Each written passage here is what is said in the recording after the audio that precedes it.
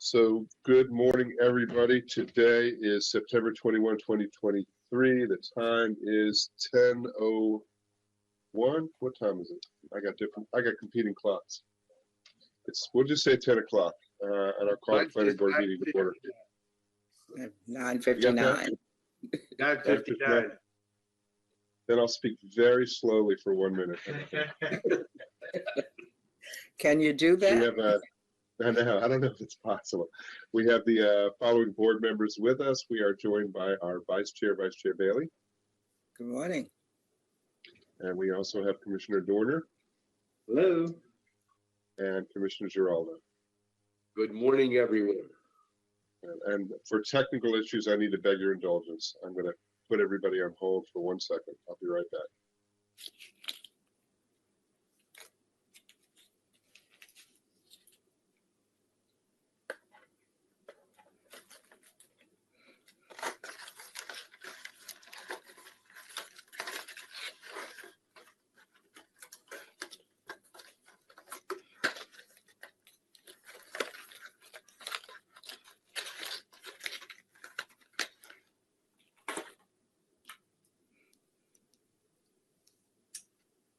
Apologies, people. I am back. So we'll move on to the business at hand. Please note that the deadline for all participant pre-registration for all submission of materials and exhibits was 12 noon on the Tuesday before this planning board meeting. And also registered speakers may join the meeting with a link provided in the email provided by the planning board office, or you may listen by phone by utilizing the call-in number provided in the email. Of course, anyone may tune in to watch the planning board meeting via live stream. And if you wish to speak or become a person of record, you may use our online web form, which you'll see referenced on the screen before you. In addition to the commissioners, we are joined by Laura Tellerico, who is our Associate General Counsel. We have Jessica Jones, our planning board administrator, and we have Joe Parsons and Rhonda Ford, who are our respectively senior technical hearing writer and technical hearing writer. We also have James Hunt, the division chief for the Development Review Division. And staff members Kenneth Flanagan and Ryan Crown are helping us with technology behind the scenes quite ably, as always. So we'll move on to our first item on our agenda, which is item 2. I would look for a motion to approve the draft minutes of September 14, 2023. Motion to approve draft minutes. Second. Got a motion by Vice Chair Bailey, a second by Commissioner Giraldo. Discussion? No discussion. I'll call the roll. Vice Chair Bailey. Vote aye. Commissioner Giraldo. I vote aye. Commissioner Dorner. Vote aye. I vote aye as well. The ayes have it 4-0. Next, we are going to go into executive session. Pursuant to the general provisions article of the Annotated Code of Maryland, Article 3305, subsection B3, a closed session is proposed to discuss the acquisition of real property for a public purpose and matters related thereto, and for the purpose of protecting the Commission's negotiating position, and supplemental pursuant to general provisions article of the Annotated Code. Do you hear the echo, by the way? Yes. You can hear. Okay, we just cleared it up. 3-305, subsection B1. Peter, we can't hear you. I can hear you. Yeah, so Can you hear me now? Yeah, I heard you all along. we can hear you. Oh, I know what's going on. Anyhow, so we will also be discussing personnel matter related to the planning director hiring process. So I would look for a motion to go into executive session. So move. Second. We've got a motion by Commissioner Giraldo, a second by Commissioner Dorner. Discussion on the motion. Seeing no discussion, I will call the roll. Commissioner Giraldo. I vote aye. Commissioner Dorner. Did I? Vice Chair Bailey. Vote aye. I vote aye as well. The ayes have it 4-0. So we'll see you all in executive session. And for the public, we will be back, I'm going to guess, in about half hour tops. Could be less. See you all in executive session. Okay. I can find it.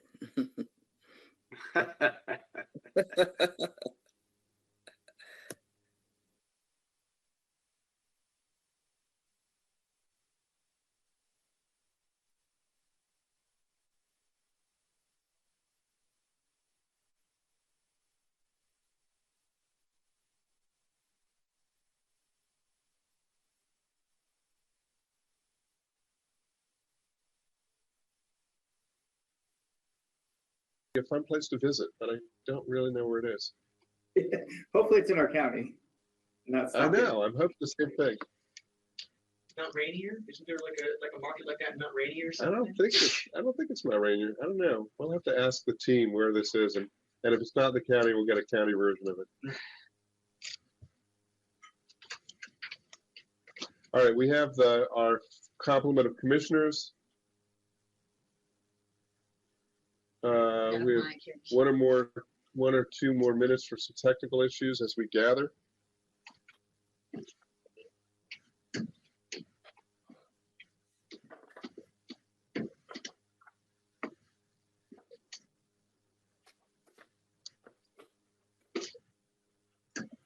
So we are back. We are back on. We're live. Yes.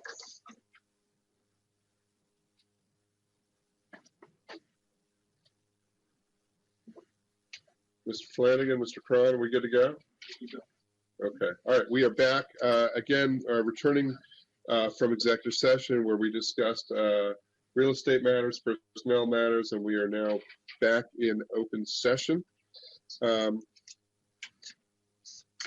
First item back in open session, we have a one consent agenda item. It's item 4D. Is there anyone from the public who wishes to oppose staff's recommendations to keep this on the consent agenda, or any board member? If not, I will look for a motion. Mr. Chair, after consideration of the record for the items, I move adoption of the findings and approval of the items on the consent agenda in accordance with the recommendation of staff, and that would be the most recent version that was sent to us this morning, I believe. Oh, That's correct. There's one item, item 4D. 4D. second. Got a motion by Commissioner Giraldo, a second by Vice Chair Bailey. Discussion. I'll call the roll. Commissioner Giraldo. I vote aye. Vice Chair Bailey. Vote aye. Commissioner Dorner. But I vote aye as well. The ayes have it 4-0. All right, now we move on to our regular agenda items. First item is item 5. This is specific design plan SDP 0609 H8 Balmoral, Lot 13, Block A. We have Angel Bynum who will be giving the staff presentation. There's nobody from the applicant's team who's going to be speaking. This is an evidentiary hearing, but I don't think we have anyone signed up to speak. If somebody does come forward, then we will acknowledge them at that time. I'll turn to staff for the presentation.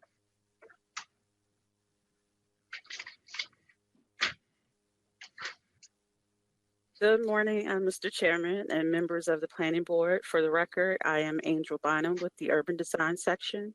This is item 5, SDP 0609-H8 for Balmoral, Lot 13, Block A, requesting approval of a homeowner's minor amendment to construct a 20-foot by 12-foot elevated screen porch addition with a 5-foot by 5-foot landing and stairs at the rear of the existing single-family detached dwelling within the rear yard setback. The proposed elevated addition will encroach into the rear yard setback, and therefore the applicant is seeking relief from the required 15-foot rear yard setback to be reduced by 5 feet for a 10-foot rear yard setback. This application is supported by staff, the applicant, and their homeowners association, and has been reviewed and evaluated in accordance with the prior zoning ordinance. Based on the findings presented in the technical staff report, staff recommends that the planning board approve with one condition, specific design plan 0609-H8 for Balmoral, Lot 13, Block A. This concludes staff's presentation. Thank you. Thank you, Ms. Bynum. Commissioners, any questions for staff? Okay, is it Roque or Roque? Mr. Roque? Yes. Are you here to speak on this item? Yes, I'm Carlos Morales Broke. I'm the owner of the Long Creek Construction Company. I'm the contractor building this project. Okay, do you have let me see, do you want to give testimony? Because if you do, I want to swear you in. I'll tell you point blank, this is a pretty straightforward issue. If you don't need to speak, you don't have to speak. But if there's something that you want to say, no problem at all, and I'll swear you in, okay? Do you want to be sworn in? Yes, sir. Okay, all right. So do you solemnly swear or affirm that your testimony will be the whole truth and nothing but the truth? Yes, sir. Okay, thank you. Consider yourself sworn in, and take it away. The floor is yours.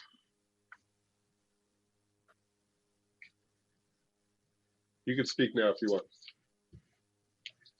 Oh, I have no comments. That's just, yeah. Okay, all right.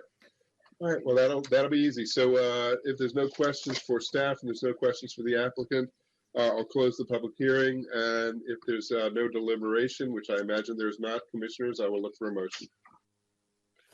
Mr. Chair, I move that, somebody else going? I move that we approve the findings of staff in SDP 0609-HA, as well as the one condition set forth in the staff report for SDP 0609-HA, Balmoral Lot 13, Block A. Just point of clarification, H8, I think in terms of the number. This is what I said, H8. 8. Okay. Mhm. 8. All right, I'll second. All right, we've got a motion by Commissioner Giraldo, a second by Commissioner Dorner. Discussion? Seeing none, I will call the roll. Commissioner Giraldo. I vote aye. Commissioner Dorner. Good eye. Vice Chair Bailey. Vote aye. I vote aye as well. The ayes have it 4-0. Thank you very much, sir. And thank you, Ms. Bynum, as well. Thank you. Y'all have a good day. You too. Bye-bye. We'll move on to item 6 on our agenda. This is the resolution that's a companion to the case that we just heard. So, commissioners, I would look for a motion to approve the draft resolution PGCPB number 2023-92. Okay. Motion to approve draft resolution, SDP 06092. And PGCPB number 2023-92. That is the one. I second it.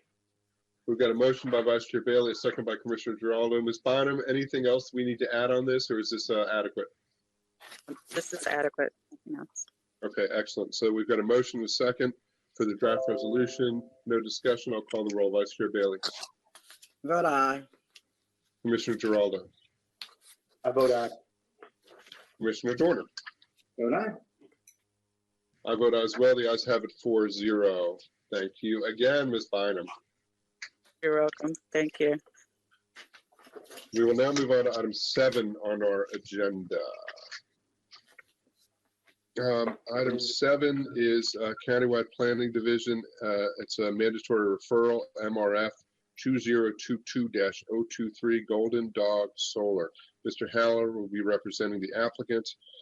We have Ms. Walker who's going to be giving the staff presentation.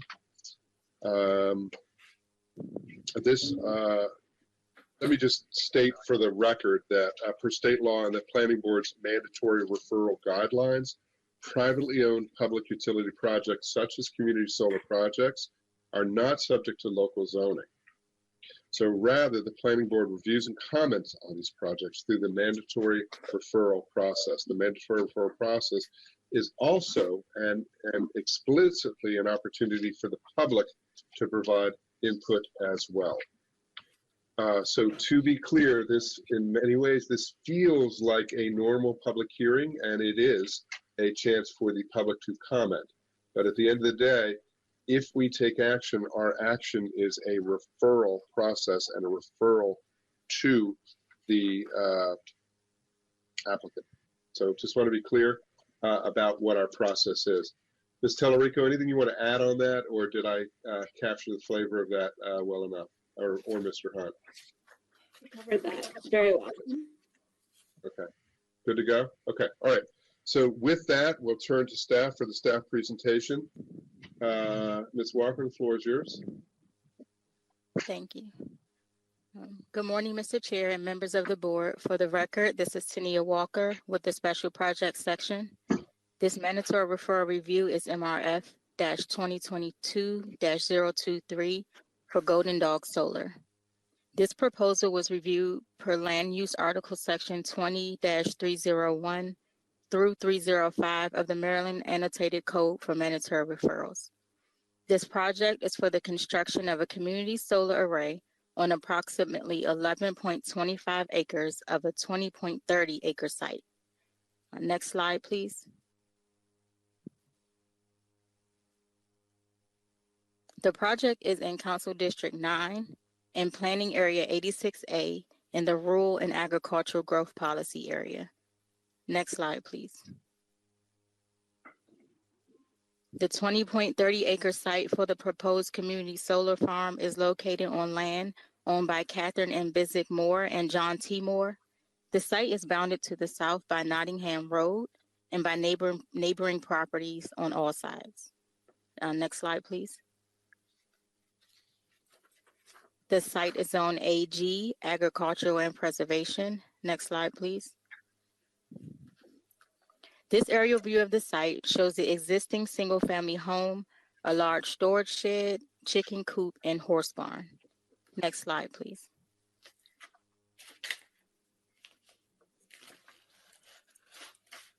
The site is in the 8-digit Patuxent River watershed.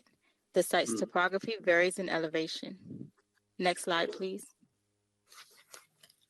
The site is located to the north of Nottingham Road. Next slide, please. The proposed project includes a 1.5 megawatt solar array consisting of approximately 3,796 545 watt solar panels, a vinyl coated black chain link security wire fence that will be no higher than 7 feet, and a construction access and maintenance driveway. Next slide, please. The site plan here shows the layout of the solar panels on the northern section of the property. Next slide, please. The landscape plan shows the buffers surrounding the property to ensure visual buffers between the solar facility and adjoining properties. Next slide, please. The applicant sent notification to adjoining property owners as well as civic associations and municipalities on May 8th and held an open house on June 5th to address community concerns. Next slide, please. The next 3 slides list the staff's recommendations that include, prior to receiving the use and occupancy permit, the applicant should contact the Prince George's County Fire EMS Department to request a pre-incident emergency plan for the facility. It is recommended that the applicant work with the Prince George's County Department of Permitting, Inspections, and Enforcement to either provide an appropriate driveway apron connecting the gravel driveway to Nottingham Road that adheres to the county's design and construction standards, or secure a waiver for non-compliance with the county's design and construction standards and requirements. This concludes staff's presentation. Thank you, Ms. Walker. Commissioners, questions for staff before we hear from the applicant? I would just like to ask, so if I understand from the report, this is prime farmland, is that right?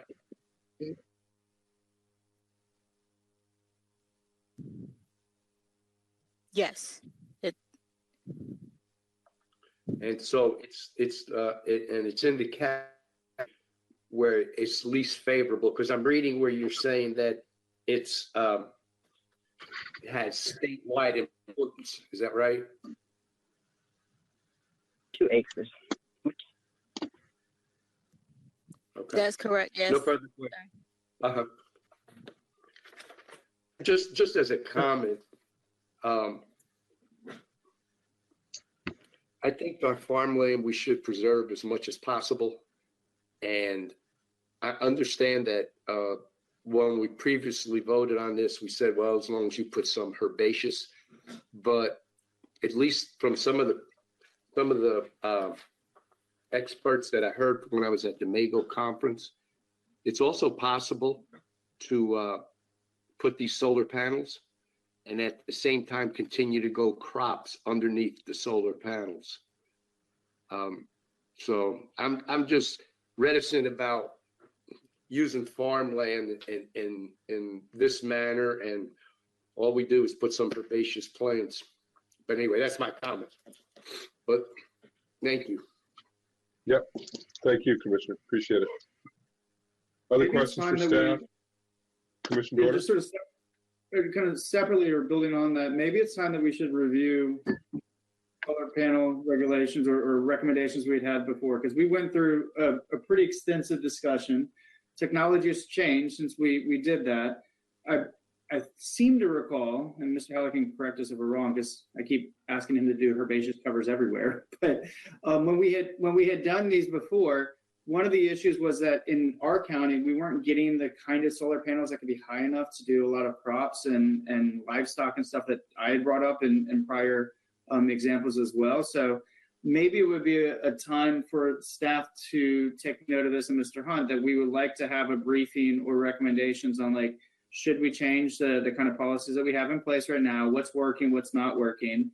Are there ways that we can kind of encourage other crops to be underneath there besides just the herbaceous cover? Because I love my butterflies, and I grow them in my own house, and bees as well. But maybe there's other things we can do. And if we can incentivize that kind of behavior in applications, then we can get exactly what you're asking for, Commissioner Geraldo. And maybe one of the recommendations we think about is whether or not we don't want to encourage it on certain pieces of land that are prime agricultural. And we can bring that up, and we can have staff kind of make the pros and the cons and see if we want to revise where we stand at the moment. Yeah, I think it's good suggestions. We can direct staff to present us on this issue. And again, there's a distinction between what's private solar that in the AG zone can be done by right, and that's something that we have a fair bit of control over. And then there's these ones that are community solar that are essentially public utilities, that all we're doing is mandatory referral, and so we just need to factor that in as well. All right.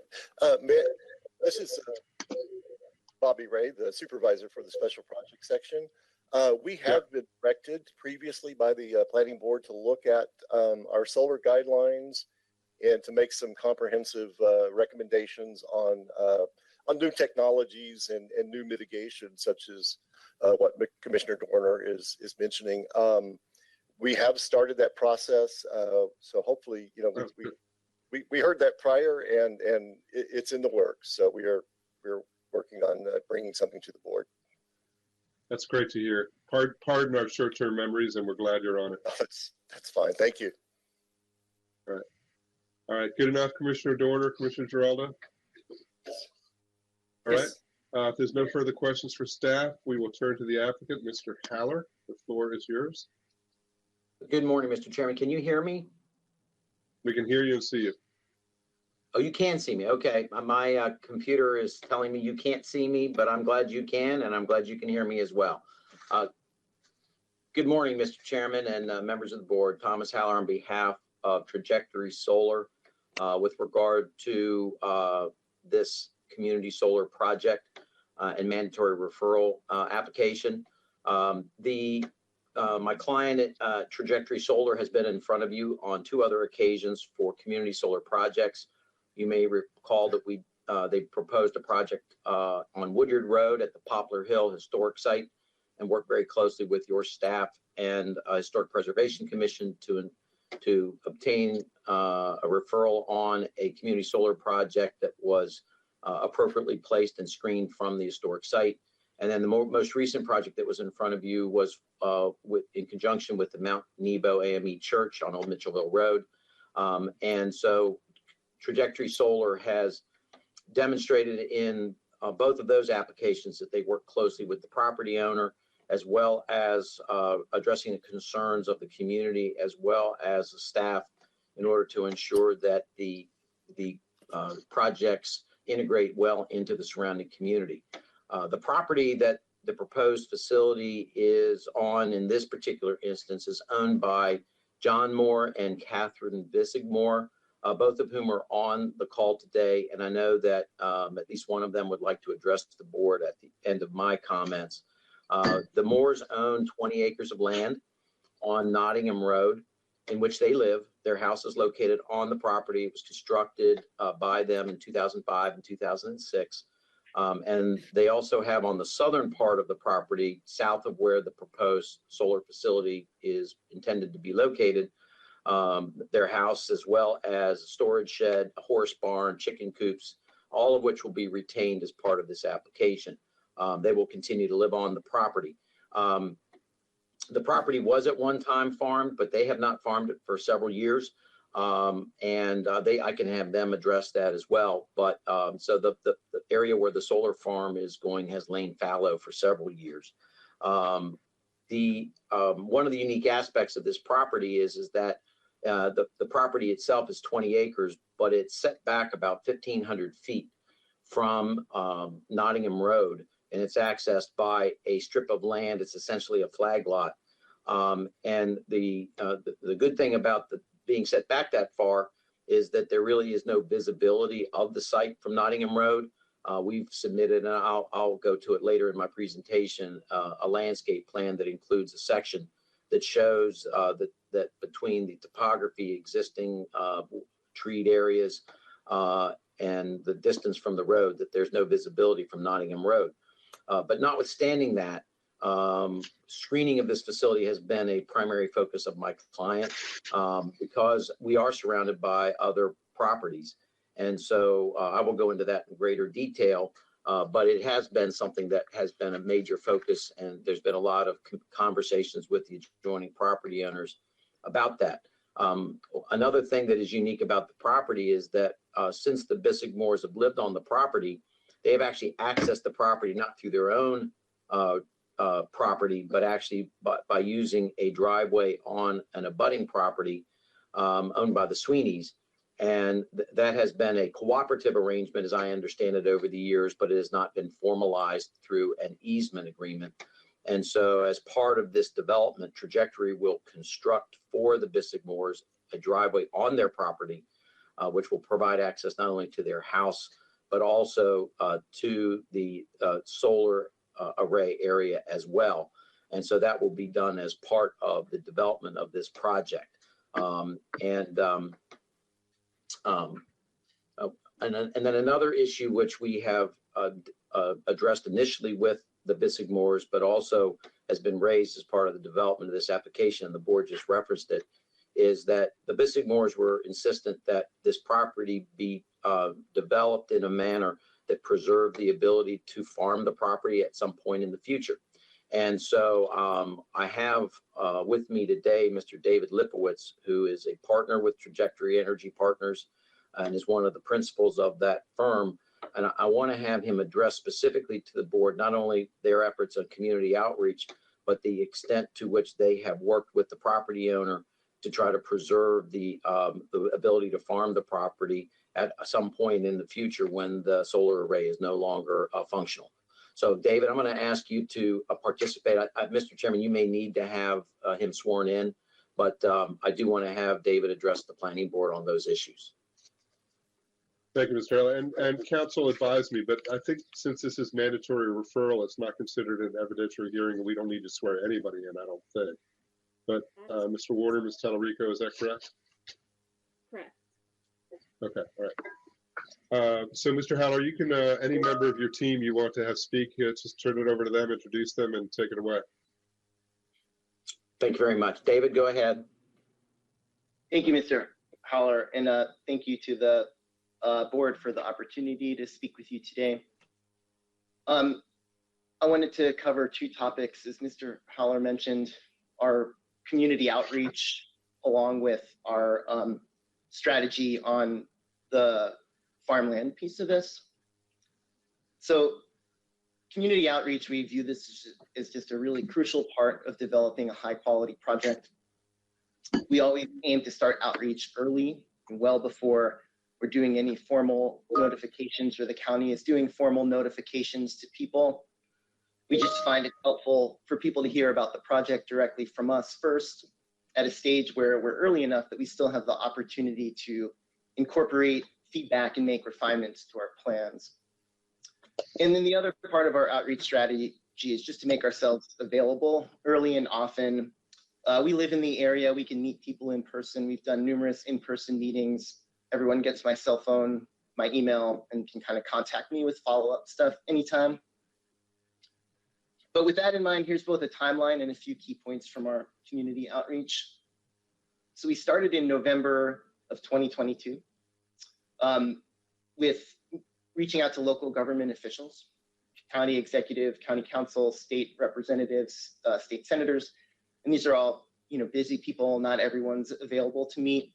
But we met with a couple of folks, and we generally go into these meetings asking for advice on these communities. Are there any particular issues or sensitivities we should be aware of?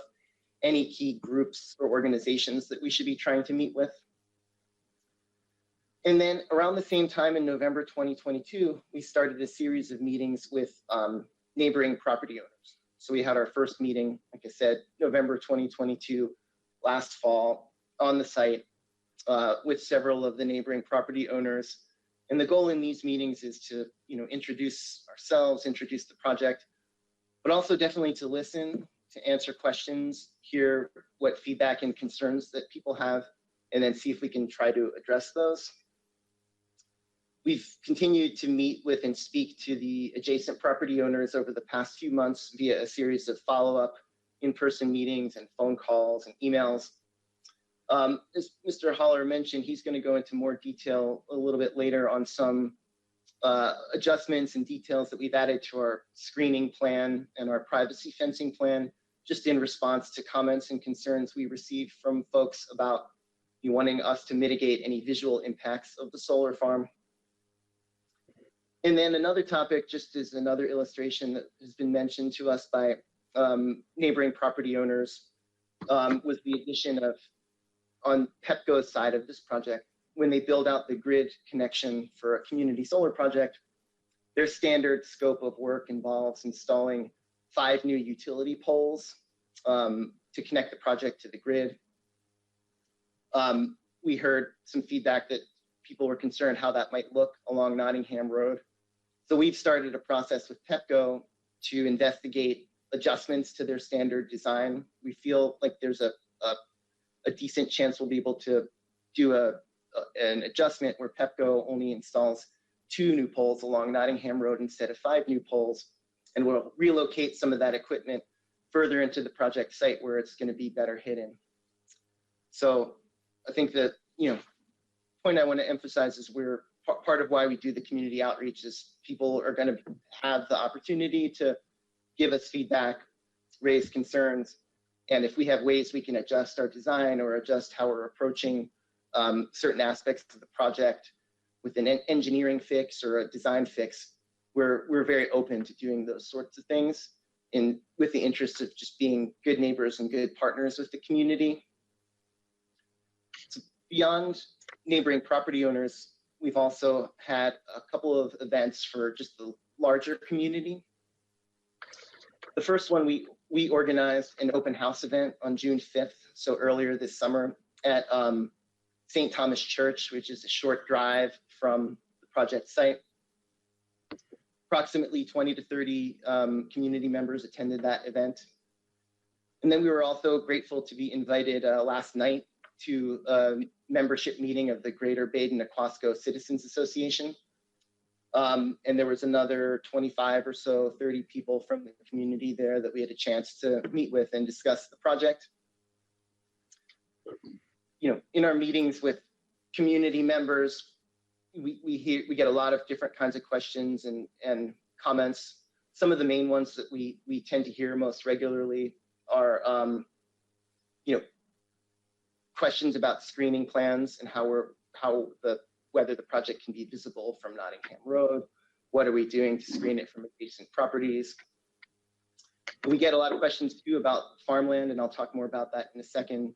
So we work to kind of provide additional details about our dual use pollinator design and how pollinator habitats can provide significant benefits to farmers in the area. And then we also tend to get a lot of questions about stormwater management and what our plans look like for that. And those are just 3 of the topics we hear about. I don't want to make that sound like it's a comprehensive list, but there's some of the more common ones. In addition to these larger meetings, I've had smaller kind of discussions with a couple of with members and staff of a couple of other groups.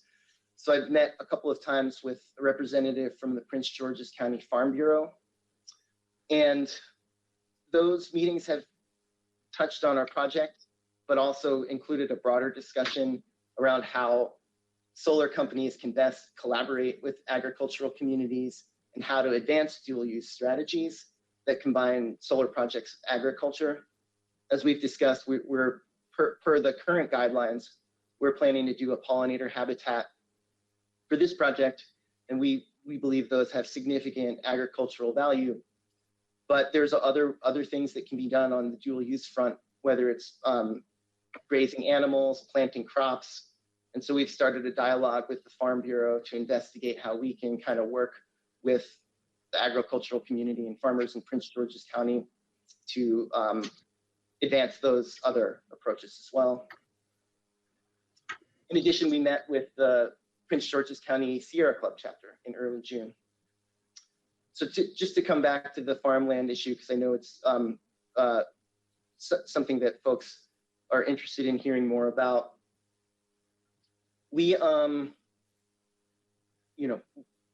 again, per the current guidelines, we're proposing a dual use design.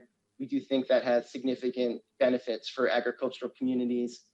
And if done right, a pollinator habitat, can have a fairly good impact beyond just the corners of the property that we're on, but also support nearby farmers. But in addition to the dual use design, we've taken some extra steps to be sensitive to the long-term agricultural productivity of the land that we're on. So as you may have seen in our submission, we have a plan to minimize topsoil removal and store it on site during construction to be respread throughout the site post-construction. The solar installation is not a permanent structure. We're sensitive to community concerns about maintaining farmland. We just wanted to underscore the efforts that we're taking to maintain soil productivity on site during operations and after the project is decommissioned. Further, as Mr. Haller mentioned, we have a provision in our underlying lease agreement with the property owners, John and Catherine Bissick Moore, that requires, after we decommission the solar project down the road, that we are required to effectively restore the site to conditions that are suitable for agricultural purposes. So in conclusion, as you might expect, when we meet with a large number of community members, some people are supportive of the project, some are neutral or indifferent, and then others are not supportive, and that's totally fine. For people that aren't supportive, our goal is to show them that we're working hard to be good neighbors and to design and construct the solar facility in a way that is responsive to community feedback. We're aiming to illustrate what a solar project done the right way can look like, and we know that community's trust and goodwill is earned over time. It's not automatically granted. So thank you again for the opportunity to discuss our project with you, and I'm also happy to answer any questions. Thank you, Mr. Lipowitz. Appreciate it. Mr. Haller, you have somebody else who wants to speak too? I can't hear you. You're on mute. I'm sorry, Mr. Chairman. No, I don't have another member of our team per se to talk, but I do want to follow up on David's comments and specifically address the screening issue just a little bit more detail. We submitted a supplemental document that includes our screening plan. If I could ask staff to pull up the supplemental materials very quickly. I can just go through to the board what we've done. As the material is being pulled up, what you will see when we get it pulled up is that each property, each abutting property is being treated differently because each one has a different condition. And so it's not a one size fits all in this particular instance. The trajectory has tried to respond to each abutting property owner's specific concerns. And so I want to kind of go through that so that the board is aware of what we're trying to do. Give us one more sec. It's just loading slowly. Yeah.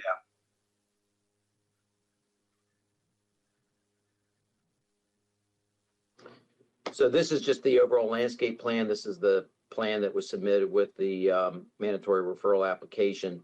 And it does show different treatments, and this is in your in the PowerPoint presentation as well. If we could go to the next plan.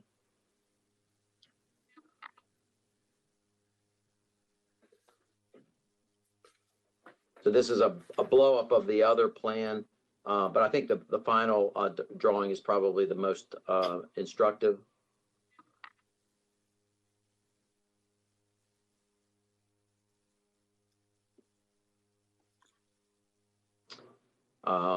And one more page, please. This is a photograph. This shows photographs of the types of materials and some of the existing conditions of the property. No, I'm sorry, one more. I guess it's two more above that.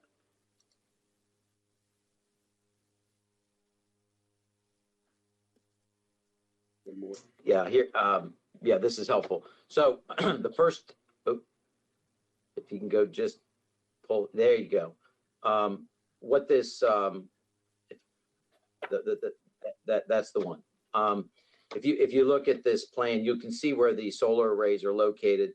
It's on the northern half of the property, and on the western property line, which is to the left side of the screen, there is the existing driveway that goes back to the Sweeney's property, and along that driveway, we are providing an evergreen screen in front of our fence. And one of the concerns that was raised by all the property owners was to provide some sort of immediate screening. There was a concern that the plants would take time to mature.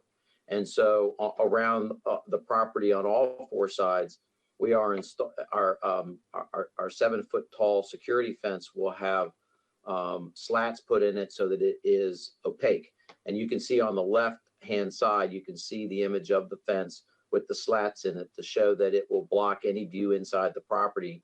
But in front of that fence will be a dense screen of evergreen trees all along the edge of the driveway. And if you drive down the driveway, the property on the right-hand side where the facility is located is actually a little bit below grade. So the fence is an effective immediate screen, and the trees will then ultimately provide even a better screen and even block the view of the fence. Along the northern property line, which is at the top of the solar area, there is an existing fairly densely vegetated buffer that's actually on this property and forms a very substantial screen along that northern property line. What we've done is we've pulled the limit of disturbance back to allow that area to be retained so that we don't disturb it. And then the concern was that in the wintertime that area you may be able to see through it. So the adding of the opaque fence along the property line will ensure that even in the wintertime, if there's any visibility through that screened area, the existing vegetation, that it will block any view of the property. And actually on the, I'm not to go to the next page, but on the next page, there are actual photographs of the, of what that vegetated area looks like in December of 22. So it shows you how effective the screening is even in the wintertime. There is one area along that property line where there's a gap in the existing vegetation, and we're proposing to add evergreen trees in that location as well to ensure that the northern property line is completely screened. And then along the eastern property line, which is on the right side of the solar array, we are proposing, as we come out of where the existing trees are on the adjoining property, we're proposing a double row of evergreen trees that will further screen that area in addition to the opaque fence. And then we're going to, even though the area south of the solar array is not part of the project, we're going to continue the landscape plantings along that entire eastern property line, because there's a driveway going up to the house on the eastern side of the property. And so we want to provide a consistent screening and landscaping along that area. So what we are doing is we are setting our fence back fully in accordance with the landscape manual dictates. We are planting that area in full conformance with the landscape manual guidance on all the property lines. And then we are also even putting buffering along the southern boundary of the solar array to ensure that as people drive into their properties, that it is adequately screened. The purpose of the screening that we're proposing for the project is to blend with the existing environment and make it fit into the area as seamlessly as possible and have the least impact as possible on the neighbors. As I indicated earlier, in every project that I've worked on with Trajectory, they have been sensitive to each of the mandatory referral guidelines, the community's concerns about visibility and screening.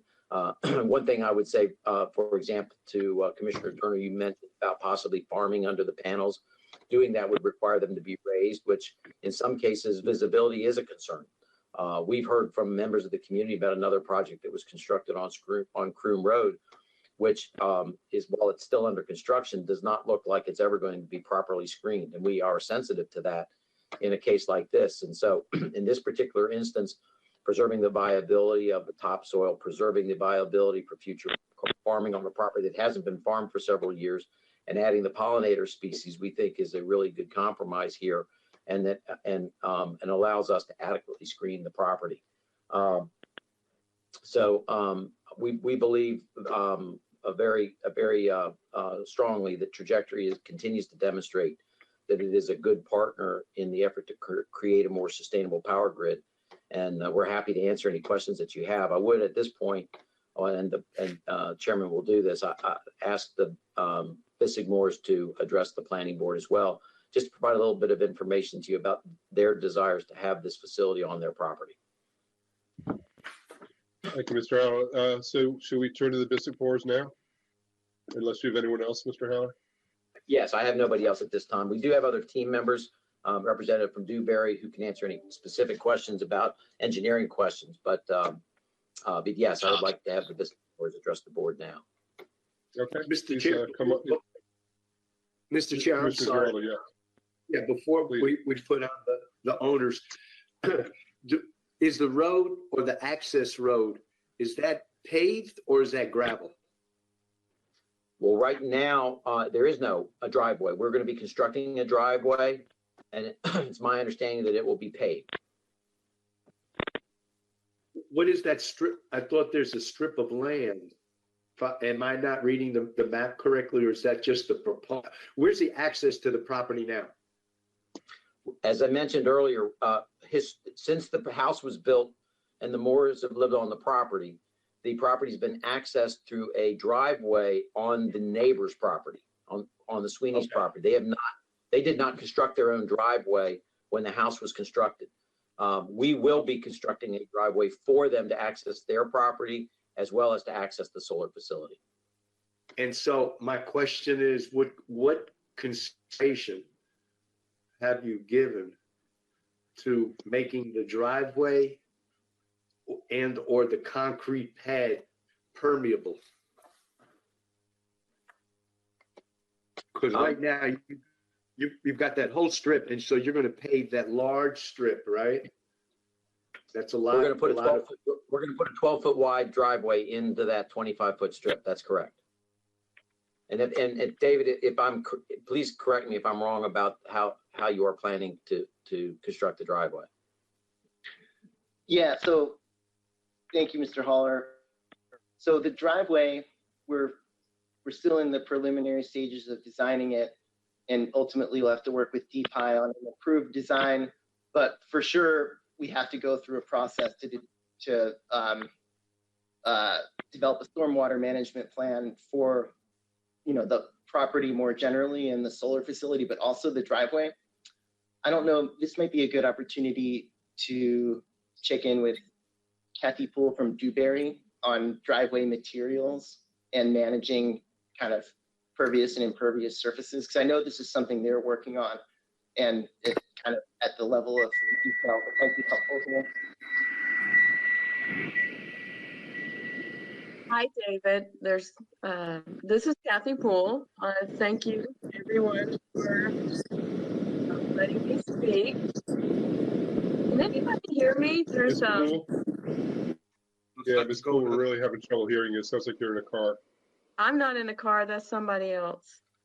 Oh, okay. All right. Now Okay. now we can hear you better. Now you're okay. Thank you.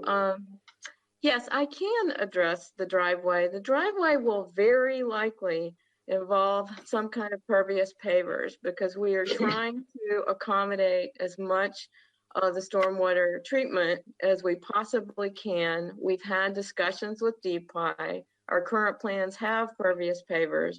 There will be additional discussions with DPI because it's a very challenging environment to put this driveway in.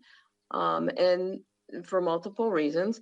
It will likely be multiple surfaces. There'll be a concrete apron. We will probably have pervious pavers because of the slope, because of the existing topography, and being considerate of the neighbor's driveway, and driveways plural on both sides. It may involve a paved portion of it because pervious pavers on a steep slope are not good. For anyone, they're not effective. So it will probably be a multiple surface with pervious pavers in as much as we can possibly make them work. Right. Thank you for that. So, Mr. Chair, what I'd like to know is whether or not they would consider putting that in the recommendations that they'll use pervious pavers to the extent possible for that. Any objections, Mr. Howard? I don't believe so, David. I don't believe so. I'll confess this level of engineering is not my area of expertise, but based on what Ms. Poole had to say, it seems like that is our plan for how we would design and engineer this, and it does seem like it is something that is feasible. Yeah, Okay, and also, thank you. Commissioner Giraldo, this is mandatory referral. We certainly can have that be in our recommendation to the applicant, that's what we feel they should do. Okay, thank you. That's Okay, all I other have. questions? Thank you, Commissioner. Any other questions before we hear from the property owner? All right, so we'll turn to the Bissett Moores, and if you can come on screen, please do. You don't have to, and introduce yourself for the record. Hi, this is Kathy Bissigmore. I'm one of the property owners. Can you hear me? We can hear you fine, yes. Okay, I do apologize. I am the one in the car probably, and I was trying to cool off my phone. Anyways, Yep. To the questions here, I wanted to mention that when we were obtaining building permits for our house, we actually had Pepco actually extracted from us a huge right-of-way on both the west and south sides of our property so that they would be able to have access to the neighboring properties because the neighboring properties did not have an electrical right-of-way for Pepco, despite the fact that there being long-term poles to the west of the adjacent driveway. So that is a point. And when we did that, we had talked to the previous, the neighbors, who did not include the neighbor to the east because he was not in the picture at that time. The use of 3 parallel driveways for 1,500 feet on a steeply sloped hill. And they agreed for us to use that. In exchange for that use, we actually helped build up their driveway to the east of their previous driveway area on the hill because that area kept getting snowed in at winter. And we had, during our construction, we constructed about half the driveway so that it would be on higher ground and not get snowed in wintertime. So that, then to the current thing, prior to any discussions with Trajectory, we had contacted a couple other solar companies before and went out and looked at their projects to kind of get an idea of what a solar project would look like on our property, since it would be immediately in our backyard, literally in our backyard. And so we saw some good things and some bad things. So when we went into negotiation with Trajectory for the contract, there were certain things we wanted to make sure were included in our contract. And I think both David and Mr. Holler referenced those. But the fact that we wanted to be sure that the site would be screened from both our house and our neighbors' houses visually. And that we also wanted to make sure that when the solar project ended, that the soil and the farmland was returned as closely as possible to farming condition. They're not allowed to, by contract, remove soil from the property. We just wanted to make sure that when the solar project was over, there would be no long-term impact to the community, and that after we pass along to the next world, that whoever inherits our farm would be able to farm if that was what they so wish. One of the reasons we were considering a solar project is because we are getting closer to retirement. We do have a sizable mortgage, and I'd much rather be a neighbor to a solar farm than 2 or 3 other houses.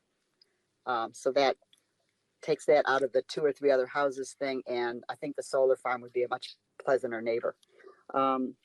So one other thing that we did negotiate when we were talking to Trajectory in order to minimize disturbance to both ourselves and our neighbors was the request and to keep the soil or the power lines underground as much as possible, so that we wouldn't have 2 parallel rows of power poles running up on both sides of the neighbor's driveway, on their side and on our side. So that's some things. Also, we did discuss our desire to have a solar project with the neighbors prior to signing a contract with Trajectory. And at that time, there was really no objections, and it seemed like they understood the financial motivation for doing so, as opposed to trying to lease our land out for farming. Since we've lived there, there was, prior to us buying that property, there was a neighboring farmer who farmed the entire 20 acres. And he continued to do so after we moved onto the property and built the farm. He ended up farming that area that we're proposing for the project for several years, but he passed away more than 5 years ago, and we were not able to come to a similar arrangement with anybody who we felt would be not poisoning the soil with lots of Roundup and stuff. And so that land has been fallow and is returning to a wild state as we speak, because we don't need 20 acres. At the most we ever had was 3 horses, and the approximately 6 acres we have for our homestead and barn was sufficient to do that. So I think other thing, so I think that's really all I have to say besides what we have in our written submission. I do want to emphasize that it is really, I think the community solar, in the sense they're smaller scale projects, are better for the environment than having a massive corporate solar array someplace like you see out west. And this would be our contribution to be able to contribute to our future solar growth and get off of fossil fuels as much as we can. Anyways, I really don't have anything else to say. If there's any questions. Thank you very much, Ms. Whittemore. Appreciate you taking the time. Commissioners, any questions for the property owner, for Ms. Whittemore? Yeah, I have a quick question, and I'll just say thank you for the clarifications. I think it's helpful to hear from the property owners, like just the back and forth of what you're considering and why you wanted to do it. It allows you to age in place, and it provides different kinds of benefits to the environment. That's helpful as we're kind of contemplating like what guidelines we put in place and how we deal with things, and sort of how we try and encourage or discourage solar in certain areas. So definitely appreciate you obviously went through a lot of back and forth and consideration, and it's fantastic. I mean, that's what I like to hear personally, and seeing these things and kind of understanding what works or doesn't work for individuals. What I did want to know is when I've been reading articles on solar farms, some of the benefits to restoration of the agricultural land is that it lowers the surface temperature, like right below the solar panels, and then it allows for the restoration of soil that may have lost certain nutrients or different things in there. Do you know, is there going to be any way to kind of like gauge that on your property? Like, have you been talking with maybe Mr. Leibowitz or others on how well this is happening, and how well it's going to restore your land, if it's going to create better topsoil, or if it's just kind of necessary for that particular area of your land to give it some time off to kind of restore naturally and kind of return to it, so that it'll be just more productive once the solar farm is done. We haven't discussed that specific aspect of how to improve the soil at the end of the project, or how to try to implement measures that would make the property improve. My real concern was to make sure that there was no widespread cut and fill and removal of the topsoil, as I've seen in other project areas, because topsoil is valuable as an item to sell in certain markets. So that's really interesting, though, to what you said. And I think that would be something to discuss maybe in the choice of herbaceous cover, if there's something in there like alfalfa or something that's mixed in, or clovers, that will help improve, return nitrogen to the soil and help improve that. Yeah, that's But, exactly. Yeah, but to be honest, no, we haven't discussed that level of detail, sir. Okay, that's fine. I was just kind of curious for it. And one of my requests, I was going to mention over the discussion, but I'll just say it for Mr. Leibowitz or Mr. Haller as well. When you all start going on these projects, it'd be useful if you would give feedback to our staff as we're thinking about ways to improve these, in terms of what you're finding, or if there are ways that you can measure maybe before and after, just like samples of soil to see, hey, it's improving nitrogen, or it's improving certain nutrients in this area that were a little bit poor before. And then if there's different ways, sometimes you can rotate crops. So if it's not the herbaceous cover, sometimes there's different crops you can rotate through to begin that restoration process. I know when I was growing up, we had a small little plot of land that we would farm stuff, and we would bury compost and then rotate crops based upon like how the soil quality was kind of coming through, just so we're not depleting everything in certain areas. And knowing if there's kind of good practices for that would be really useful for us to make our recommendations in terms of the general guidelines, but then also to give feedback to property owners who may come before us and be unaware of that. It would be useful to know those, because I know there's some things that we're probably not thinking about. Like there's probably different kinds of when you put in the solar and you're reducing the wind that's going through, the temperature and different things like that, that it actually reduces the amount of topsoil erosion that's happening in certain areas, and maybe that can help kind of establish better agricultural productivity later. These are all the things that we would like to know, so that way when we're hearing property owners kind of going back and forth on what they're considering, we can help them kind of walk through that process as well. And we're also making appropriate guidelines later as well. So that's my discussion point for later, just said now, because I think it just was timely and kind of coming up. Appreciate that, Commissioner.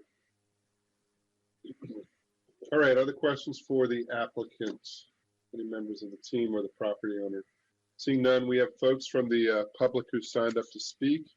We will turn over to them. I've got 3 people on my list. I don't know if you can come on with your camera or if you're just audio. I've got Jerry Sweeney, Joseph Bowen, and Joyce Sweeney. Mr. Bowen or Bowen? And the Sweeneys. Are the Sweeneys here? Yes. Yes. Okay. Are you audio only, or you mic? I mean, are you audio only, or are you camera as well? Because we don't see you. Audio is only. Okay. All right. Mr. Sweeney? Yes. And is this Joyce? Is this the Joyce Sweeney that I just have to ask? Is this the Joyce Sweeney that Miss Bailey and I know? No, I got rid of her. Yes, it's her. It is she. Okay. All right. Well, good to hear your voice, Miss Sweeney. And you too, Mr. Sweeney. Yeah. Yeah, I spent 30 years in the county as well, not with some involvement with the council and planning board.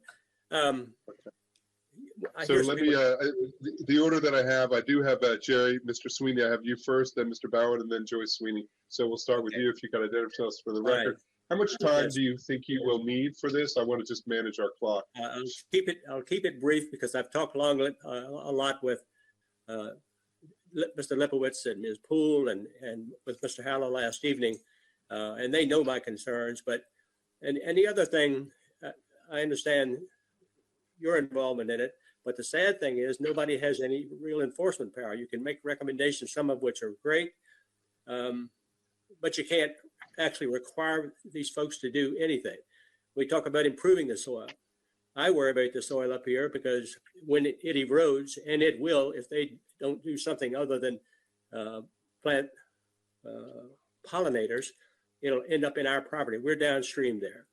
We've been here since 1917, and we've worked this land. So I know land probably as well or better than anybody on the screen that I'm looking at.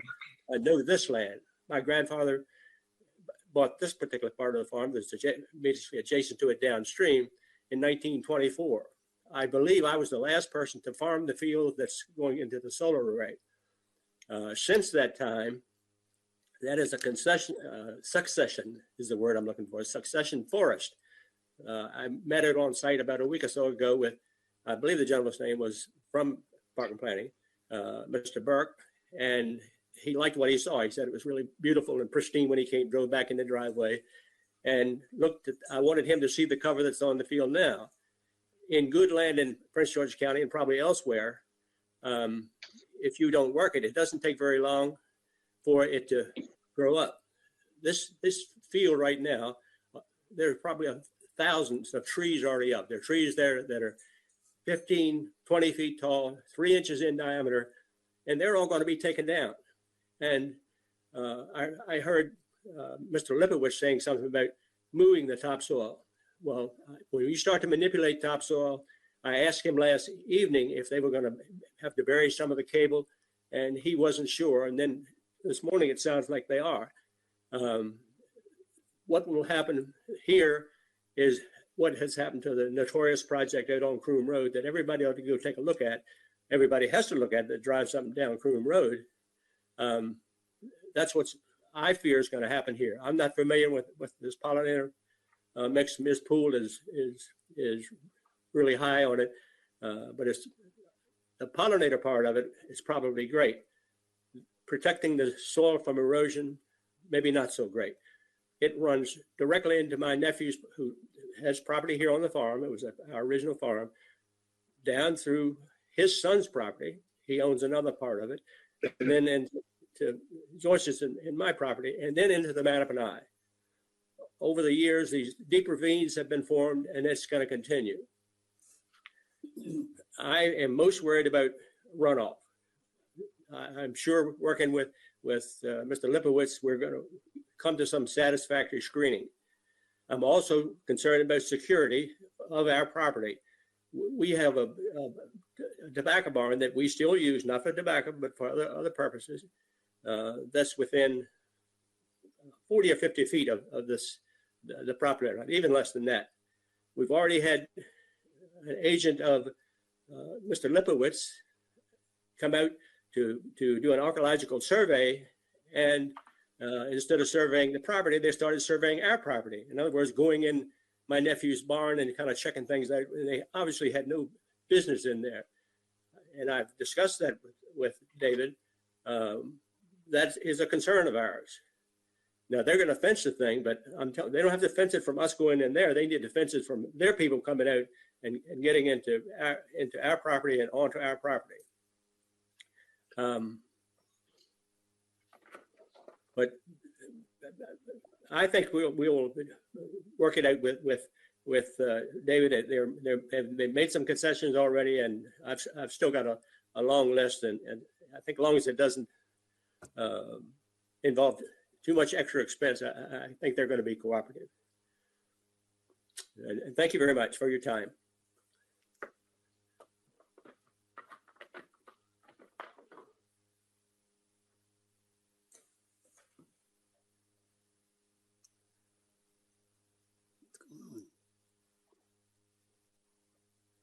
I'm finished.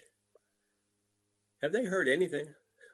Yes, we've heard. I apologize. I was on mute, Mr. Sweeney. No, thank you very much for your thoughtful comments. I apologize. I was on mute. Mr. Sweeney, thank you. And now we have Joe Bowen. Is it Bowen or Bowen? Bowen. Bowen. Okay. Thank you. It's Bowen. Introduce yourself, please, for the record. And how much time do you think you will need to talk? I'm going to keep this brief. I'll just need a few minutes. Thank you very Sounds much. good. For Councilman and Board, thank you very much for letting me speak today. I am a neighbor. I've always tried to be a good neighbor.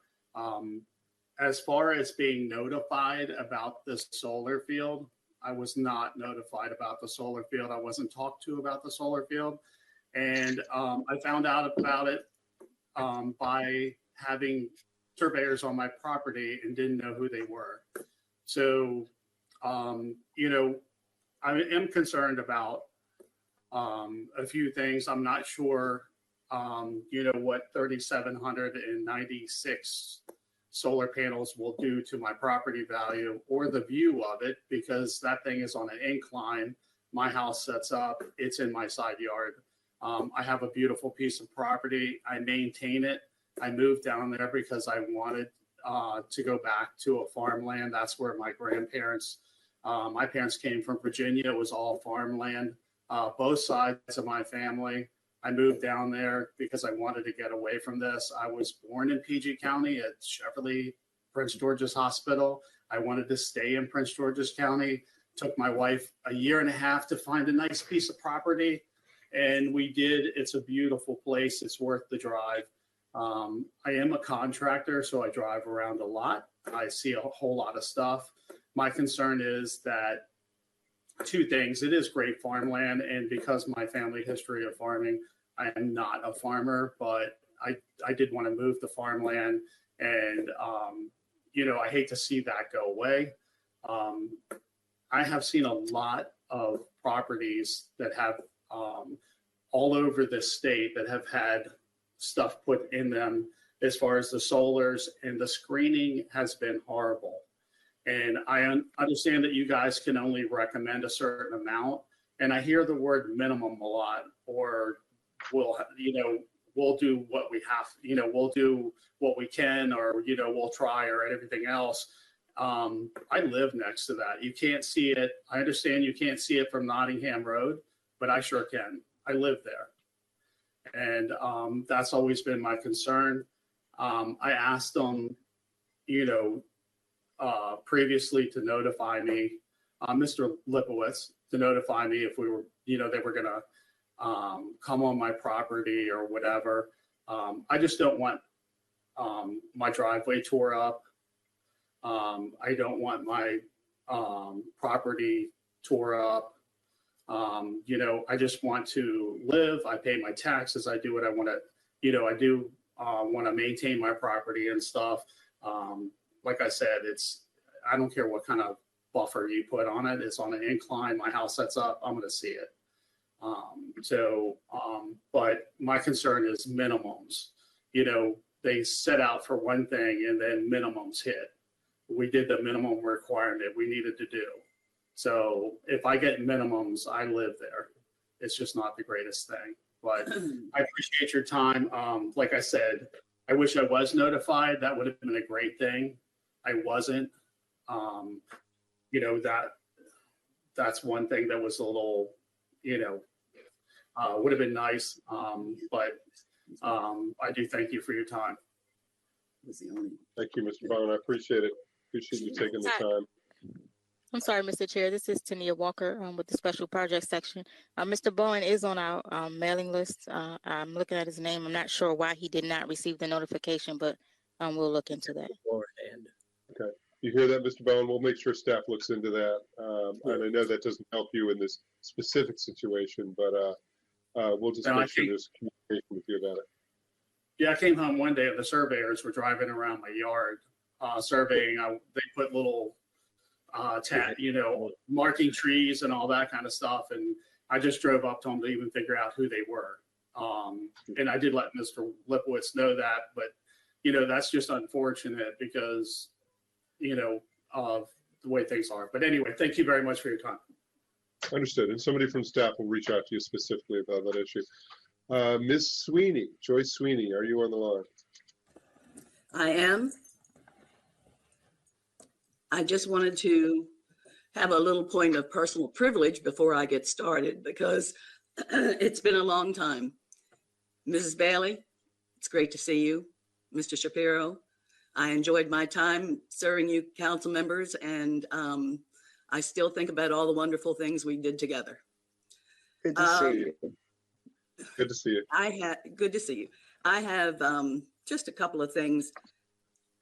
As a neighbor, we have never been notified from our neighbors before they decided they were going to sign a contract with a solar company. I find that just unacceptable, but we know this is a mandatory hearing. We know you all have just approval and pass it on through. I have a problem with some of the requirements that the county asks us to do. One of them is lighting. And the one thing we enjoy down here is dark evening, nights, and sunsets. We have been told that they will require, the county now will require lighting. And if you have any idea what lighting is when you don't have sidewalks or street lights, it's light pollution down here. So I don't know if there's anything that can be done about it, but DPI is in charge of that, I understand. And the other thing is, just personally, this is a little piece of heaven. We are the we have 5 generations on this farm right now, and we're expecting a 6th. So we are going to hold on to this land as long as we can. But with things like this, it really enters into your emotions. So thank you very much for your time. And it was great seeing you both, and all of the planning board members. I say thank you. As a former clerk of the council, thank you for my point of personal privilege. Good to see you. Thank you, sweetie. It's very good to see you again. Do we have anyone else from the public who has signed up to speak? Don't see anybody. Ms. Sweeney, one of the things that you mentioned was light pollution. That's a big no for me. I hate light pollution in this area. And I really like being able to see the sky if I can. I've tried to get my son into astronomy. He's a little bit iffy on it, but that's why I kind of like the woods and the areas that we have out in these areas, even when I'm fairly close into the DC area. So I would like our staff to follow up with her to find out exactly what the problems are. If it's that we're not having the lights installed that are downward facing that shouldn't have any kind of reflection on there, or if it's time of the day that we can have those turned off and stuff, because I find it beautiful when I drive around some of our more rural areas or agricultural parts of the county, and I can look up and just see the sky just shining, not because of human-made light, but because we have all the stars out there. And I think we should certainly follow up on that, because that's something we need to be careful with. Yeah, I wanted to ask Mr. Haller and perhaps Mr. Hunt or Ms. Walker to respond to that issue specifically about the light pollution and the light requirements. So if you, one or both of you, take a second and educate us on this, what are the requirements? Dare I say for Mr. Bowen that we certainly would want the minimums when it comes to lighting. Yeah, thank you, Mr. Chairman. And I had spoken to Ms. Sweeney, and she brought that to my attention. Apparently, and then I went back to our team, apparently DPI has indicated that they would like for a light to be added at the driveway entrance. And I say, a street light. And I had a conversation with the director of DPI, Dawud Abraham, specifically about that. And he assured me that any lighting that they would require would be with cutoff fixtures and would be targeted at the road solely for safety purposes. And I told him that once we got the specifications of what lighting they would require, we'll take a look at it. I'm happy to share that with the Sweeneys. And I told him if there were concerns about it, that we would come back to him and see what we could do to address it. And he said that that would be fine. I don't have the specifics on what type of lighting, but it's not going to be one of those. I was assured it wasn't going to be one of those big Cobra fixtures that you see that lights up the entire neighborhood. That's not what they're expecting or requiring. Okay, that's helpful to hear. Thank you, Mr. Howard. Yeah, if I may, this is I'm sorry, this is Bobby Ray with the Special Projects Section again. I just wanted to let the board know that there were no permanent lighting associated with the mandatory referral application. So again, we will, it sounds like we have an answer to the question, but we can follow up with DPI as well. Yeah, and that's a good point, Bobby. We aren't proposing any lighting for the facility itself. This only relates to a light at the entrance. Okay, all right, great to hear. Okay, Mr. Hunt, yeah, you had something to add? My apologies, real quick, just for the record, James Hunt with the Development Review Division. I want to clarify here, in the new zoning ordinance, as a part of that zoning ordinance, we do have a part of the development standards, which it does address lighting standards, and it does kind of break that down in one of the charts in there regarding rural and agricultural based zones. So that is within the new zoning ordinance. So that's something that we do look at on that side as well. Okay, good to hear. Nice. Okay. Were there other outstanding issues that we heard from folks in the community, from the Sweeneys, Mr. Bowen, that we want Mr. Haller or staff to address? None. I appreciate the ongoing conversation. I know that this is difficult times. This is mandatory referral for us as well, as you all have pointed out and you're aware of. If we have no further discussion on this and nobody else from the public, we have staff's recommendation to us and commissioners. What is your pleasure on this mandatory referral? Mr. Chair, I would move that we adopt the findings of staff and the recommendations in MR 2022-023, along with an additional recommendation, that being that they will use permeable pavers to the extent feasible. Second. We've got a motion by Commissioner Geraldo, a second by Vice Chair Bailey. Any further discussion on the motion? Let me just say, Mr. Lipowitz, Mr. Haller, I appreciate that you are being very attentive to the neighbors' concerns. Regardless of our authority in this, I appreciate your commitment to ongoing conversations. I had some concerns around the notification process. I don't know exactly what's going on with that, but I imagine, expect, hope, and believe that you will continue these conversations. This issue around the soil, preservation of the soil that Mr. Sweeney talked about, I don't know the answer to that, but I hope you will continue to engage in conversation around that as well. And commissioners, any other discussion on this matter? I'll mention that I did jump in and talk with the property owner about how we might measure it over time. I saw Mr. Lipowitz was writing down some notes there. So if you all have like ideas of how to measure improvements or just neutral states over time, that would be really helpful for our staff to know. So you've seen several people come on today, and Bobby Ray's still actually on right now. That would just be really useful for the industry to tell us, here's what's working, what's not working, here's how we can measure these things or we can't. And then if there's certain kinds of like herbaceous cover that can be rotated in or that provides better nutrients into the soil or better coverage or any sort of other environmental benefits, that would be very useful to know. And Mr. Haller, if you have other clients or companies that we could also provide that information, even separate from today's case, I think that would be useful for us just to make good recommendations that aren't, and guidelines that aren't coming just out of nowhere and us just kind of like opining because we read something in some random newspaper article. Like, it'd be nice to know what's working on the ground, because that's really good. This is the kind of dialogue that I like to hear and see, and it's useful. Thank you, Mr. Durner. Mr.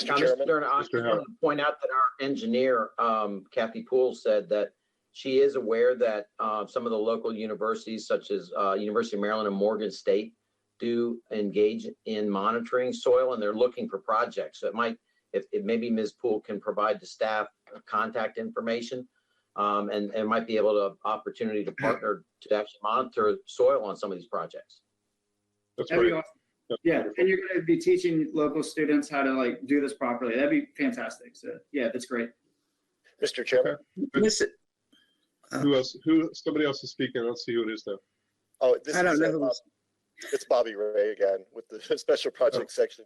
I just wanted to mention as part of the as part of the proposed motion, condition number 5A, I believe, of the staff report does actually indicate that the driveway material is gravel.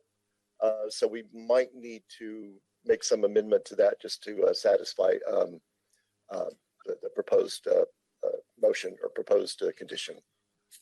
Okay. All right. You'll work with the applicant on that? Yes. Okay. All right. Sounds good. Any further discussion on this matter? Well, We have, I wanted to, Mr. Chairman, I did Yes, want to ma'am. associate myself with your comments earlier and to specifically say that we don't want Mrs. Sweeney especially to be uncomfortable in her environment. And we don't want Well any said. of our citizens uncomfortable, that's for sure. We don't want any of them uncomfortable, and we definitely don't want Ms. Sweeney uncomfortable. We're very fond of her. Mr. Sweeney, I imagine you are too. So take good care of your neighbor, folks. Okay, neighbors, Mr. Bowen too. I forgot who made the motion. Mr. Chair. You did, and who made the second? Ms. Bailey.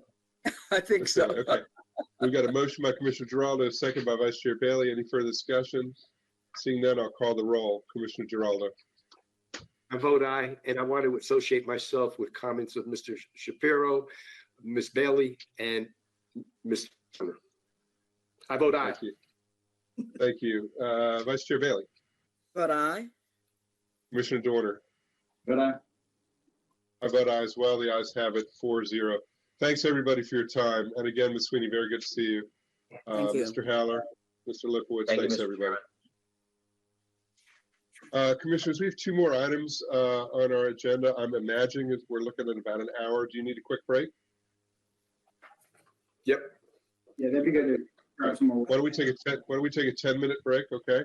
So the time now is 12:10. We'll come, or 12. What do I have? 12:05. Be back at 12:15. Okay, thank you. Thanks.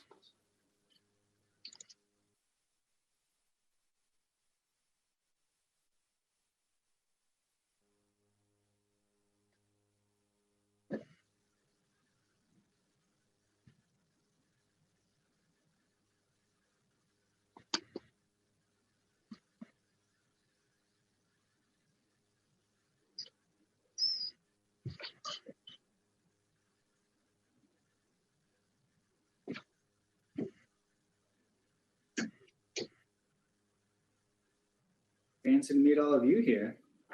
Oh my God, familiar faces. Okay, staff, we're good to go? All right, for the public, we are back from a brief break. And we will continue on with our agenda. Next item on our agenda is item 8. This is a preliminary plan of subdivision 4-22056 Capital Westphalia Real Estate. We have Mr. Diaz-Campbell, who will be giving a staff presentation. We have Mr. Horn, who will be representing the applicant. This is an evidentiary hearing in this case, so we're requiring those intending to provide testimony to take an oath. We have a number of folks who've signed up to speak from the applicant's team and folks in opposition. I would ask everybody who is intending to speak to come online. Ideally, I'd like to be able to see you. If I can't, at least make sure your mic is on. Give folks a second to gather.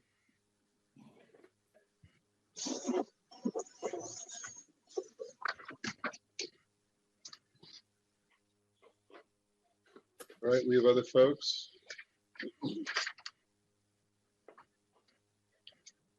Give ourselves another minute or so. Okay, so for those who are on video and audio, if you could please raise your right hand. You solemnly swear or affirm that your testimony will be the whole truth and nothing but the truth. I do. I do. Yes. Acknowledge everybody. Okay, great. Consider yourself sworn in. do. Thank you. I do. Thank you. Thank you. So consider yourself sworn in. I'll verify that for folks as they come up to speak. And if you haven't been sworn in, we'll swear you in at that point. And with that, I will turn it over to staff for the presentation, and then we will hear from the applicant. Then we will hear from folks in the public. After that, the applicant has an opportunity for any rebuttal and close. And then the board will deliberate. And we'll start off with the staff report, Mr. Diaz-Campbell. Good morning, and the floor is yours. Good afternoon, and the floor is yours. Yes, good afternoon, Mr. Chair and members of the board. For the record, I am Eddie Diaz-Campbell with the subdivision section. Item number 8 on the agenda is preliminary plan of subdivision 4-22056, titled Capital Westphalia Real Estate, which proposes one parcel for development of 525,120 square feet of industrial development, of which 362,880 square feet is existing. This application is supported by and subject to Certificate of Adequacy ADQ-2022-060, which ensures adequate public facilities to support the proposed land use. The Certificate of Adequacy was approved with conditions on September 6, 2023, in accordance with Section 24-1904C of the subdivision regulations. The Certificate of Adequacy is included in the backup. This property is currently the subject of preliminary plan of subdivision 4-19036, which was approved by the Prince George's County Planning Board on April 23, 2020. 4-19036 approved 3 parcels with capacity to facilitate up to 362,880 square feet of industrial development. The applicant has filed the current preliminary plan of subdivision to increase the development capacity from that approved under 4-19036. As a matter of housekeeping, the additional backup includes a total of 9 exhibits. The applicant submitted 1 exhibit with requested changes to the conditions of approval, and 1 exhibit illustrating a trail connection, which is required by the Certificate of Adequacy conditions. Staff also received 7 letters of opposition to the project from community members. All exhibits were received prior to the September 19th noon deadline. Next slide, please.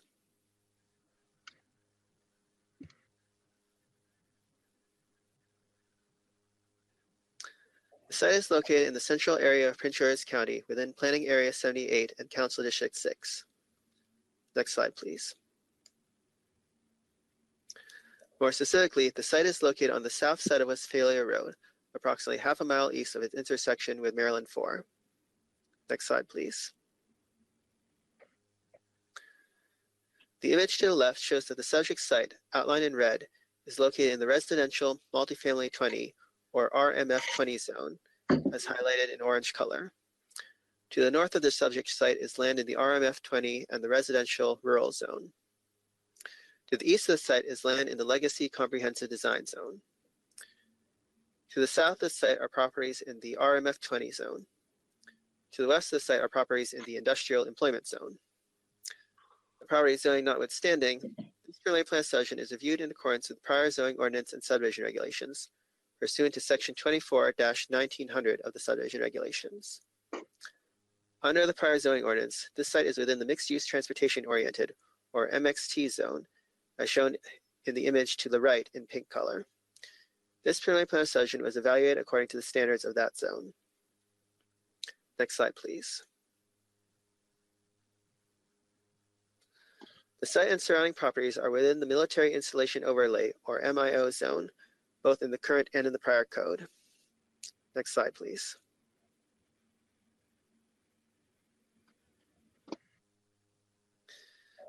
The aerial photograph shows that the property, outlined in red, is currently improved with 38,400 square feet of office space and 324,480 square feet of warehouse space.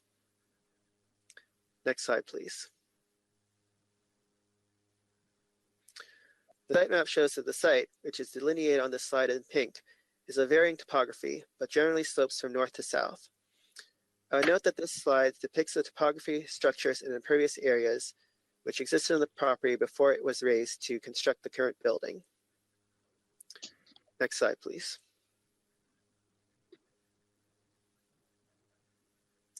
This slide shows the master plan rights-of-way located in the vicinity of the site. Next slide, please.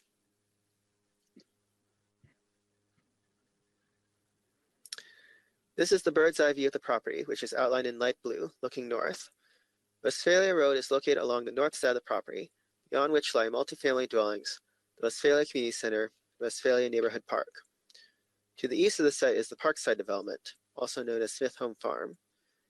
To the south of the site are the unimproved rights-of-way of Deer Stream Drive and Major Collector MC-634, Presidential Parkway Extended, with vacant wooded parcels beyond. To the west of the site are various industrial uses. Next slide, please. This slide shows the outline of the new parcel in red and the public rights-of-way shaded in purple. The primary management area, or PMA, is highlighted in pink. The existing building is colored in brown. Primary vehicular access to the site is through an existing access point along the property's frontage to Westphalia Road, shown with arrows on this slide.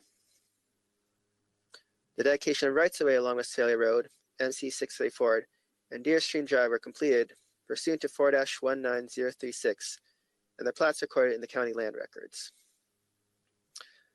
Prior approvals for the property provides substantial pedestrian connectivity within the subject site, which have since been constructed.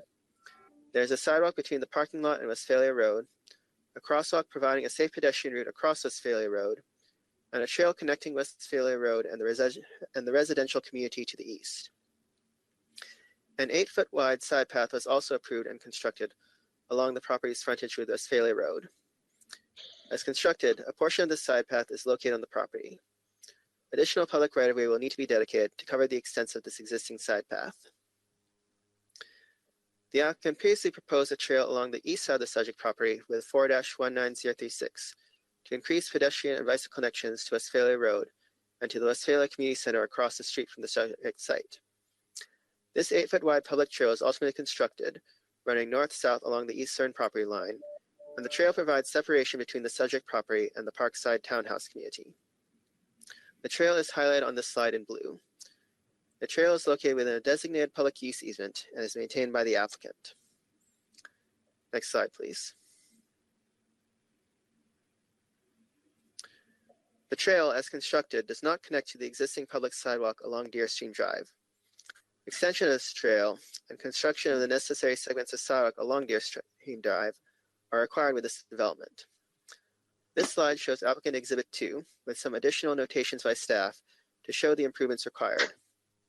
The on-site portion of the connection is required to be constructed by Condition 5 of ADQ-2022-060, while the off-site portion is required to be constructed by Condition 6V. Recommended Condition 1M of the preliminary plan will ensure these improvements are shown in the plan prior to signature approval. These conditions will ensure completion of this multimodal amenity for the neighboring community. Next slide, please. This slide shows the Type 1 tree conservation plan submitted with the application. The slide shows the outline of the new parcel in red and the public rights-of-way shaded in purple. The primary management area, or PMA, comprised of 100-year floodplain, stream systems, and wetlands, is highlighted in pink.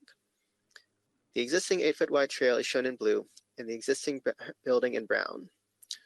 The proposed building expansion just to the right of the building on this slide, is on an area of the site that was previously graded, and no impacts to the PMA were requested with this preliminary plan of subdivision. The woodland conservation requirement is supposed to be satisfied with on-site woodland preservation and afforestation, highlighted on this slide in bright green. There are other areas of existing woodland on the property which will be retained, and these are shaded in olive green color. Prior preliminary plan of subdivision 4-19036 required that a full 40-foot wide landscape buffer be maintained from the residential community to the east.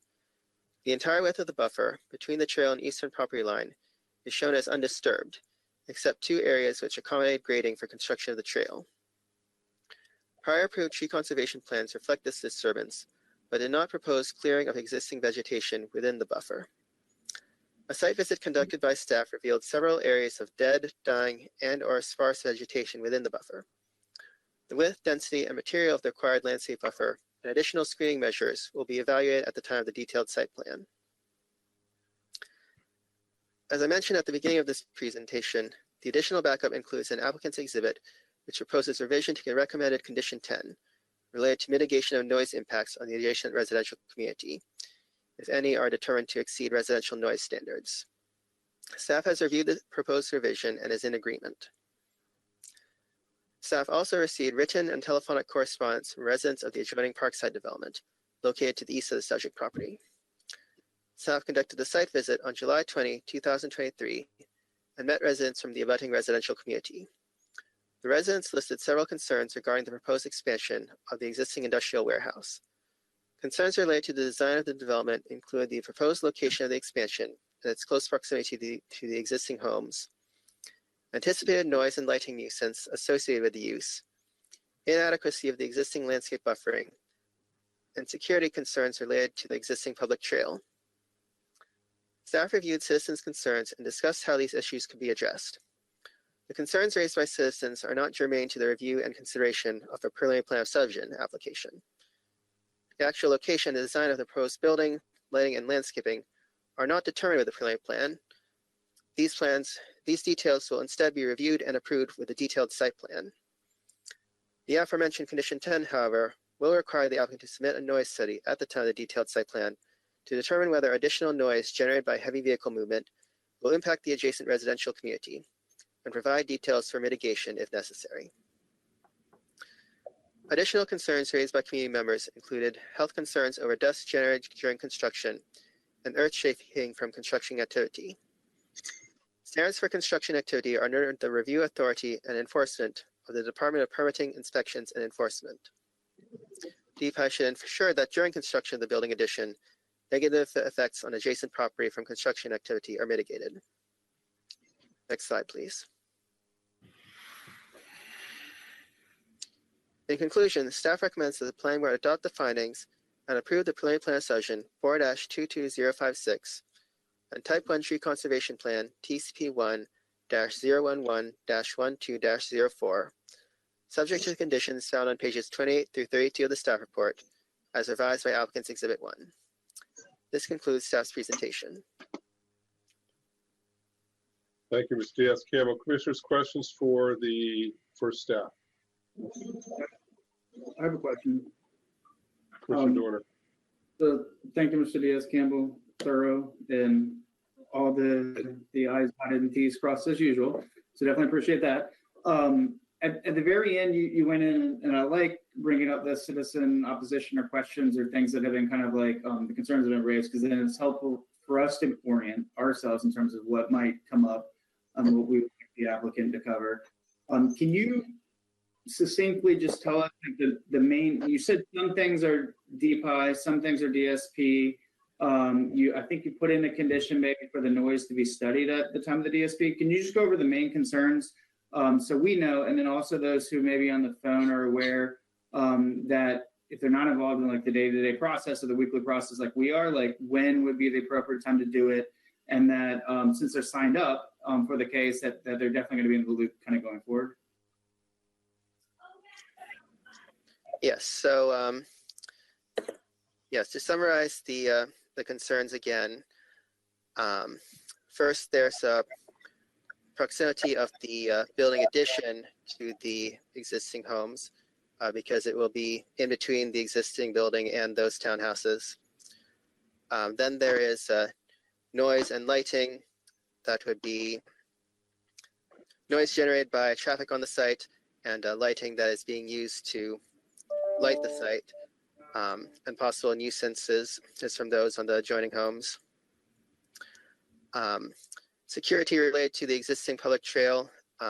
Some homeowners expressed concerns about people walking behind their homes, seeing or possibly being able to go into their rear yards from the trail, and whether there needed to be a barrier or for the trail between the trail and the homes.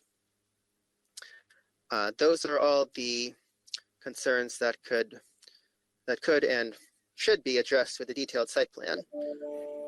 A couple of additional concerns that we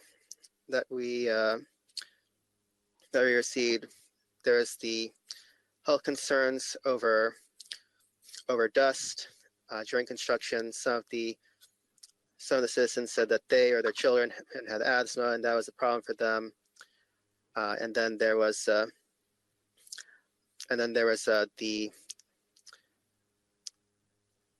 like earth shaking, like essentially during construction they could feel the activity in their homes. Some even said that their homes had been damaged. That's all in the letters that we received. Okay, so that's good. I assume Mr. Horn will address some of the air pollution and stuff during construction, how they'll handle that. But specifically for today, just so people know kind of where we're at and what we can do today at the preliminary plan and subdivision phase. What's germane to today in terms of their comments? I know some of the other stuff is for a later stage, but what would be addressable today, if anything, from what you've heard so far? So today the main thing we want to address is the noise issue. We are recommending that a noise study be conducted at the time of the detailed site plan to ensure that to find out what the noise impact is. We have residential noise standards. The impact on the adjoining dwelling should not exceed 65 dBA/LDN, basically 65 decibels. The noise study will need to identify any mitigation measures needed if the noise impact on the adjoining properties exceeds that level, which could include a noise wall, berming, or other possible mitigation measures. And we're recommending this now because things about landscape buffering, lighting, those are all already required to be evaluated in the detailed site plan. The noise is something that something that is more recommended by policy than the zoning ordinance itself. So that's why we typically condition it. Ms. Diaz-Cameron, let me jump in again because I'm joining with Commissioner Joyner, and I think it's for us, but it's also for the public. If you and your team can just clearly and succinctly say, this is a preliminary plan of subdivision, here are the issues that are pertinent that we consider at this stage. Because you're being absolutely clear that almost everything that we're hearing concerns about is actually for detailed site plan, not preliminary plan of subdivision. So what does the public need to know that is before us at preliminary plan of subdivision stage? Yes, so with the preliminary plan of subdivision itself, we are evaluating conformance to the subdivision regulations. Issues like access to the site, adequacy of public facilities, that's covered under the associated certificate of adequacy, and master plan conformance. Okay. Mr. Chairman, real quick for the record, James Hunt with the Development Review Division. Just to kind of add into what Mr. Diaz-Campbell said, specifically during the time of preliminary plan of subdivision, we are really looking at, just like he said, adequate public facilities.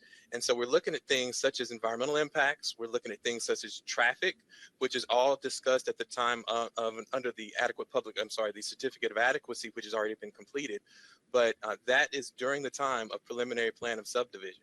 So we're looking at those particular aspects as well. We're also looking at, police and fire response times, things like that are really those things that are addressed at the time of preliminary plan.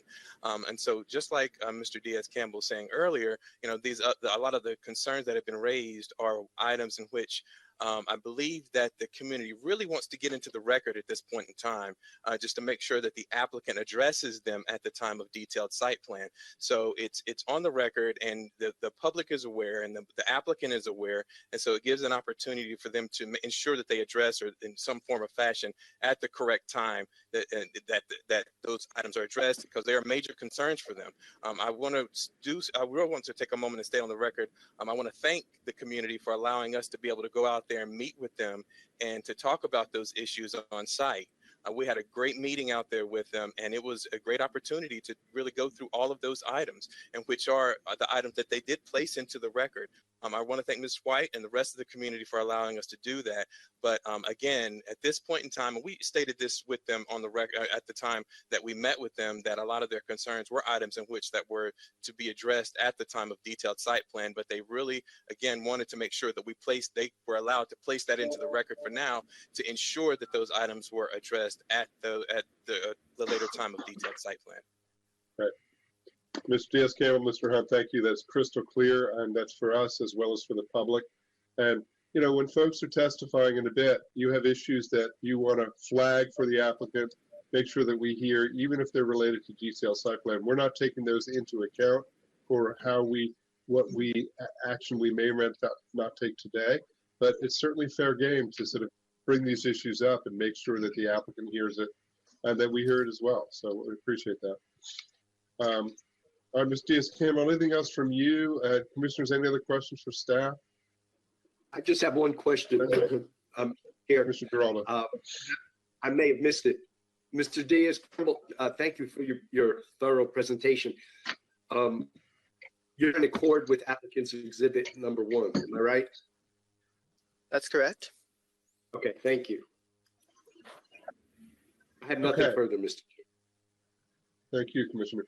All right, with that, let us turn to the applicant, Mr. Horn. If you could introduce yourself for the record, and we will I will turn it to you to manage your team as you see fit, and the floor is yours. Thank you so very much, Mr. Chairman and members of the Planning Board. Good afternoon. For the record, Arthur Horn, with the Law Office of Shippey and Horn here in Largo, Maryland. Here representing the applicant in today's preliminary plan, Capital Westphalia Real Estate LLC. We'll shorten it to Capital Electric. Represented today hereby is the Director of Business Development, Mr. Tim McGowan. Also, we have with us the Vice President of Logistics, Mr. Anthony Fleming. We have a couple of the other colleagues who are on here this morning or this afternoon, Mr. Eric Alexander and Ms. Charmaine Ganoa. Our civil engineers are from Atwell. We have Mr. Paul Woodburn with us, as well as Mr. Mike Novi. And our transportation engineer from Lenhart Traffic Association, Mr. Mike Lenhart, is with us here. I certainly want to thank Mr. Diaz-Campbell for his thorough presentation as well, and for stepping into this matter, because actually his colleague, Ms. Madhula Gupta, was the staff person who was involved in the case for the majority of the time, and they both have done an excellent job of putting the case together and explaining it to both us and to the neighbors. On behalf of the applicant, I can say here this afternoon that we agree with the findings of facts and conclusions of law as set forth in the staff report with the recommendation of the conditions therein. As has been mentioned here, we do have 2 exhibits, proposed applicants, exhibits 1 and 2. And Mr. Giraldo just mentioned it. One deals with the noise study that is at the time of the DSP to try to address any exacerbated noise that may occur as a result of this building. We don't believe it will be any, because the work is inside. This is the Capital Electric. Everything is really, for the most part, on the inside. But be that as it may, if there is any noise associated with the trucks or whatever, the the noise study will identify that and will make recommendations to try ameliorate any issues that may exist. And the other applicants, exhibit 2 was just as mentioned, and they showed it in the presentation. just to make sure we understood exactly where the construction would occur on site for the connections for sidewalks and all. We concur with the condition, but the way it was written, we weren't sure what it was asking for, and the exhibit is just a part of this, just to make sure that we're all on the same page. So very briefly, Mr. Chairman, Capital Electric is a national company that provides electrical products and lighting and related services to contractors, builders, industrial customers throughout Maryland, DC, Virginia, Pennsylvania, North Carolina, South Carolina, Georgia. They have over 70 branches across the East Coast. Most important, however, is Capital Electric proudly boasts that its headquarters and central distribution center is located right here in Georges County, Upper Marlboro. Been fully operational, this new 525,000 square foot distribution center and corporate headquarters will increase the company's capacity and other expanded warehouse automations and other capabilities. This facility alone will employ 250 people, the substantial majority of which will be Prince George's County residents. As one of the leading national electrical companies, this establishment of Capital Electric's new headquarters was sought by every jurisdiction in the region. And the state of Maryland, you may recall, we mentioned this in the previous case, the state of Maryland and Prince George's County through its Economic Development Corporation provided grants, loans, incentives, and other things so Capital Electric can maintain its headquarters here in Prince George's County and to locate its brand new state-of-the-art facility at this specific location.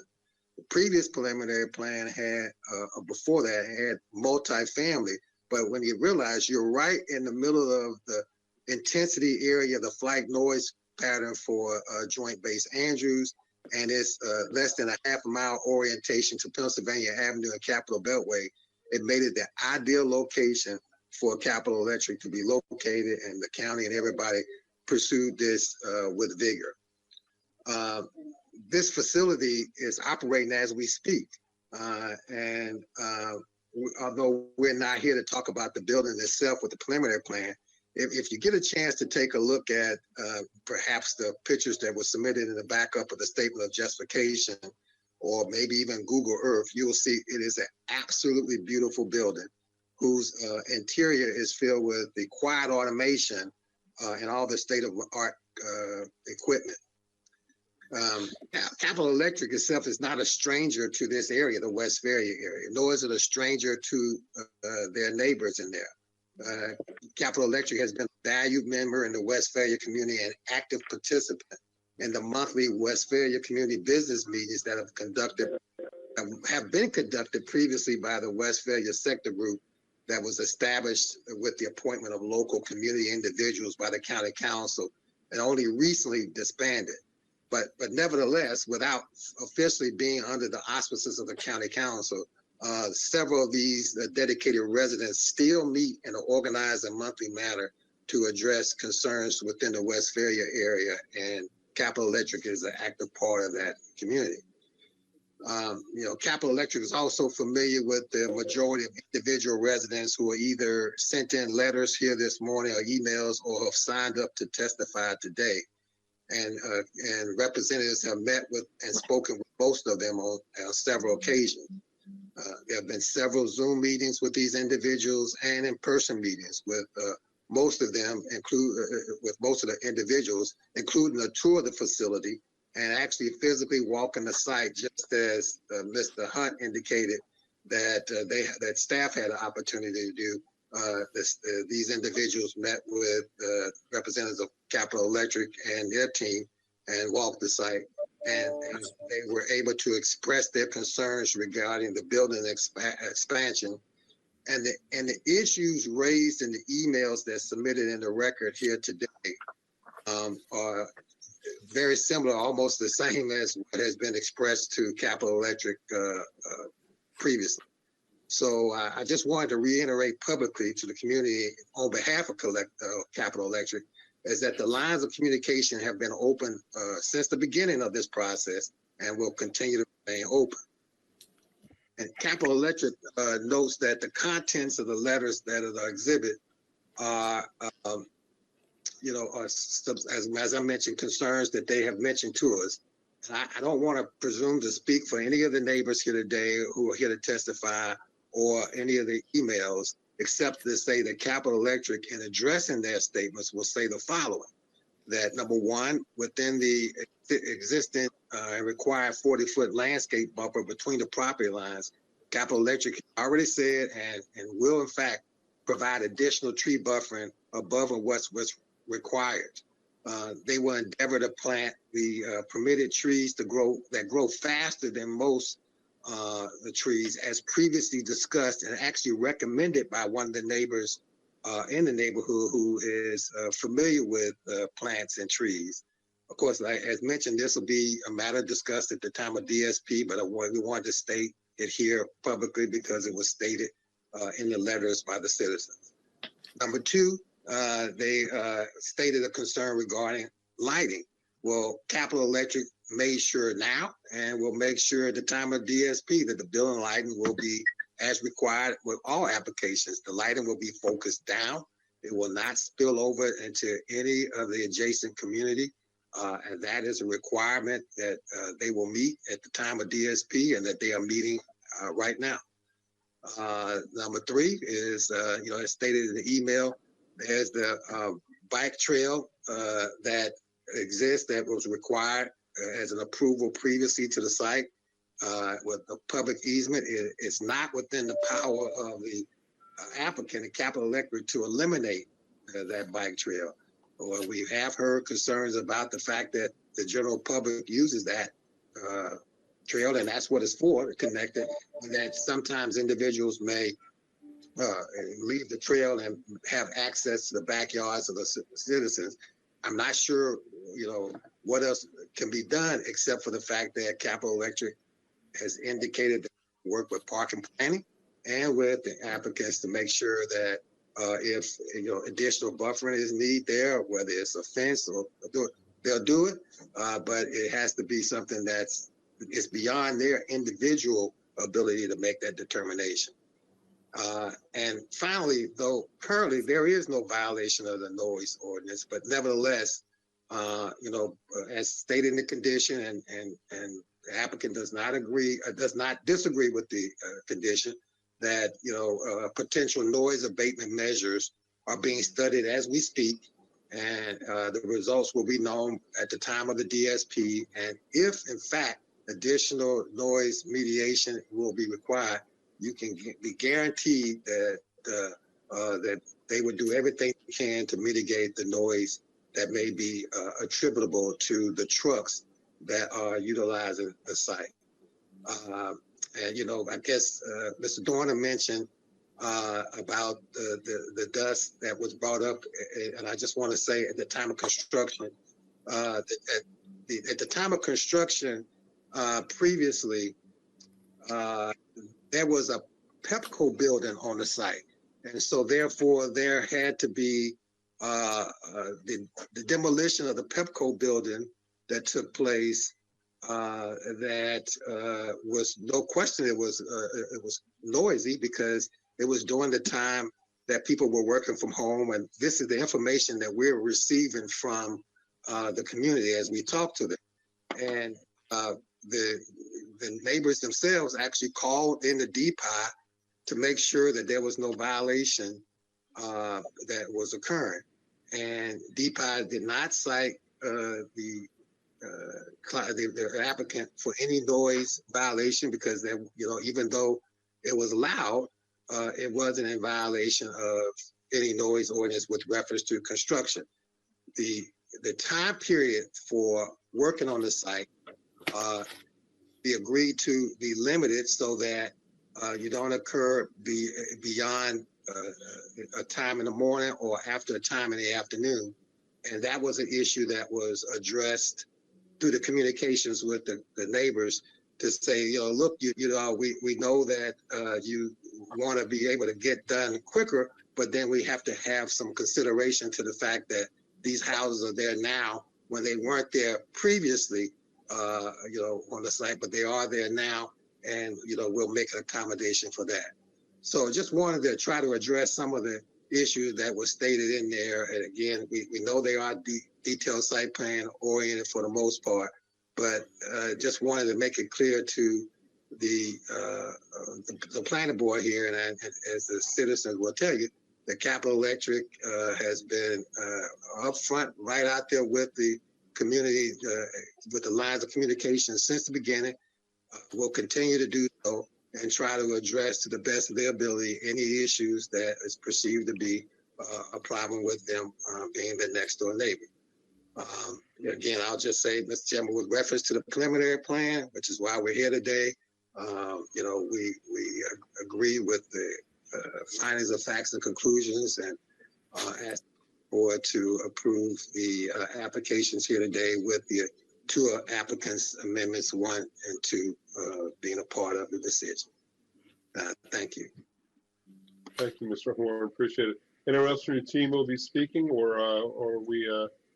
That's possible. I have them just in case there's any issues that arise, that they may be able to answer some questions specifically, just in case. Okay, thank you. Thanks, sir. Commissioners, questions for Mr. Horn or any members of the applicant's team at this point? Yeah, I think to touch on the bike trail, because it's fun to me. Bike trail, I love bike trails. I love pedestrian trails, like multimodal transportation throughout the county. And I want to thank you with some aspects, Mr. Horn, of the case where you're actually not even required to make the connections on site by DPI or others. One of my pet peeves is that around the county, we just have like sections of sidewalk or sections of trails that have no connections, or they're missing just like a small portion. That would be extremely nice if we actually prioritize pedestrian traffic and bike traffic. And one of my personal vendettas against those things is to actually make those connections. So I appreciate you doing that, because I think that's really important.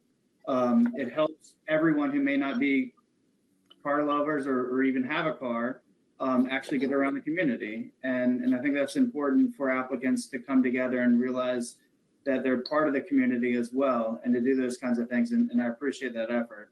What I did want to ask you about, you kind of touched on, was the landscape buffer that's alongside the trail. I know that some of the citizens who may speak today are going to be concerned about people walking up and down the trail. And I have a trail next to my house. We have package thieves that come off the trails, steal our stuff, and run away. I was literally sitting here on Tuesday night at 11 o'clock at night working and doing cases and stuff. And I had my blinds drawn. A guy came in front of my house, stole a package that apparently had been left right there, and ran off. I got a notification like 2 minutes later on my phone, and it was too late. And it's unfortunate, but it's just kind of the reality that I live in a semi-urban environment, and I have that unfortunate stuff. And there's just kind of what I have to deal with, unfortunately. So I feel the pain of the people that are dealing with that, but I want to know, what are you able to do then? Are you going to put up a fence, or is it landscaping? Have you kind of engaged with the citizens to talk about that? Or are you kind of waiting to hear about their concerns today to see what you can do to kind of fix that? And I'll also just mention that I look forward to seeing on the DSP the additional improvements that you've got on the trail and the bike stuff that's going to be further evaluated. Yes, sir. As I understand it, and I haven't been privy to all the direct conversations, that originally there was a discussion about a chain link fence being added, which was something that the community had discussed. And then there have been some additional discussions, more of a site type fence. But let me ask either Mr. McGowan or actually Paul Woodburn, who is the civil engineer, if either one of them would want to respond to that question. Paul, go ahead. Mr. McGowan, just to be clear, you've been sworn in? Yes. Paul Woodburn, you want to address that, and then I'd be glad to add. Sure. This is Paul Woodburn, and yeah, I was sworn in, and thank you for having us today. Mr. McGowan and myself, we had met with the community in the field as well, as your staff did at Urban Design, and we discussed the buffer. I'll just talk about all of them, probably be easier. And just to give it a little background, when the original building was built, there was a buffer, landscaped existing wooded buffer in place. Unfortunately, the trees that were growing there over the years are pine trees, which, if you have any familiarity with pine trees that grow in a tight area in a buffer, and when they get exposed to open, they have a tendency to timber, fall down, and can be unsafe. So as part of the construction, during construction, with environmental planning, it was recommended that these trees be removed for safety, which left a void of buffer. And I know some of it's starting to grow back, but it takes time to heal and to grow back. So as part of the next phase, the detailed site plan, we will be proposing to add to that existing buffer area with native plants, et cetera, to meet the requirements of landscape manual.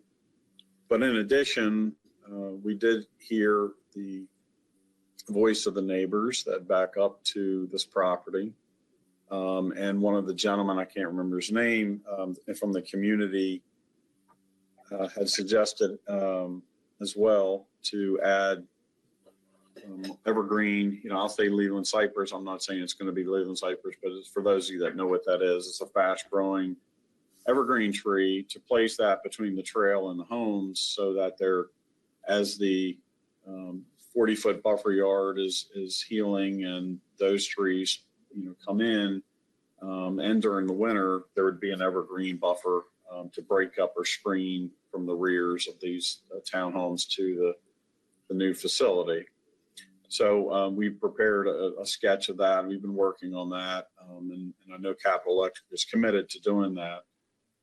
As for the fencing, it's been discussed with the neighbors, and I don't think Capital Electric is against a fencing. It's just to figure out where that would be, what type would be, how it would interact. We need input from urban design.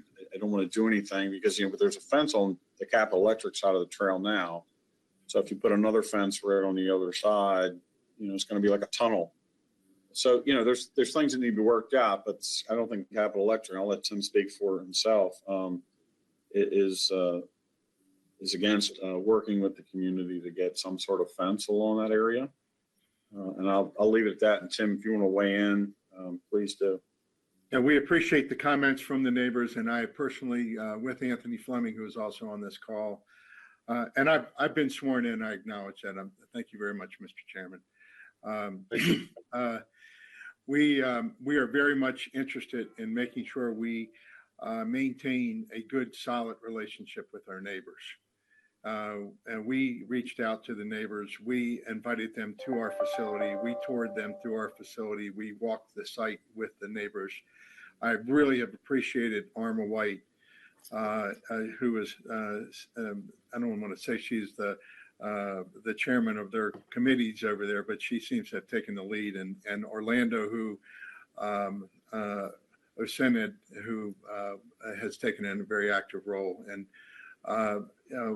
we're listening. We're making sure that we are maintaining relationships with our neighbors, because we're going to be there a long time, and so are they.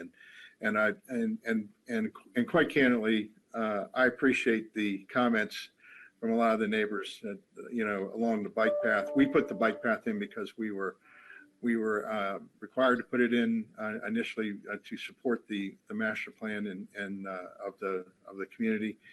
But I do appreciate the safety concerns, and I have children myself. They're grown, but and I really have recognized the fact that we want to really maintain a safe environment. We take pride in the fact that we maintain this property very, very well. We've been a long time, since 2008, resident of Westphalia, and we are going to do whatever we can to make sure that we have a good, solid relationship. And we're really following the guidance of people who know how to move around in this environment to get these things done. So thank you very much. I appreciate your time. Thank you. Thanks to both of you. And I just remind everybody, we sort of want to provide the opportunity to air these issues, but let's all be clear that these are issues that are pertinent to at the detailed site plan stage, not the preliminary plan subdivision stage. Just to make sure for the public as well as commissioners and the applicants team, we're going to be dancing about this back and forth with these issues, but to be clear, that's not what's before us. Any other questions for the applicants team at this point, commissioners? Okay, so let me turn to folks from the public who signed up to speak. I want to see who's here first. We'll go through the order that I have with my sheet in front of me. Ms. White, Arma White, you're here. I saw you before, correct? And you were sworn in. Next, we have Denise France Steele. Ms. France Steele, are you here? No? Okay, Orlando Osenit. Mr. Yes, Osenit, I'm are you here. there? Yes, sir. Okay, did I pronounce your name correctly? Oh, that's good. Oxenet is the correct pronunciation, but Oxenet, I have lived with that all my life, so. I get you. That's Mr. good. Osenit, okay. And you were sworn in as well, correct? Yes, sir. Okay, and then we have a Ms. Jones. Yes, I'm here. Okay, and you were sworn in as well, Ms. Jones? Yes. Okay, and then we have Melissa Light. Ms. Light. Yes, I'm here. Okay, thank you. And you were sworn in, Ms. Light? Yes. Okay, and then finally we have a Syria Randolph. Ms. Randolph. I'm here, and I've been sworn in. Okay. You were Can sworn I in, Ms. go? Randolph? Yes. Can I go probably last, because I'm actually in the process of getting ready to go to work, and I'll be ready to speak at a later stage. If the others could go before me, is that okay, sir? Yeah, no problem at all. Okay, thank you so much. So we'll go in that order. We'll start with Ms. White, then we'll go to Ms. Jones, Ms. Light, Ms. Randolph, and then we'll end with Mr. Oxenet.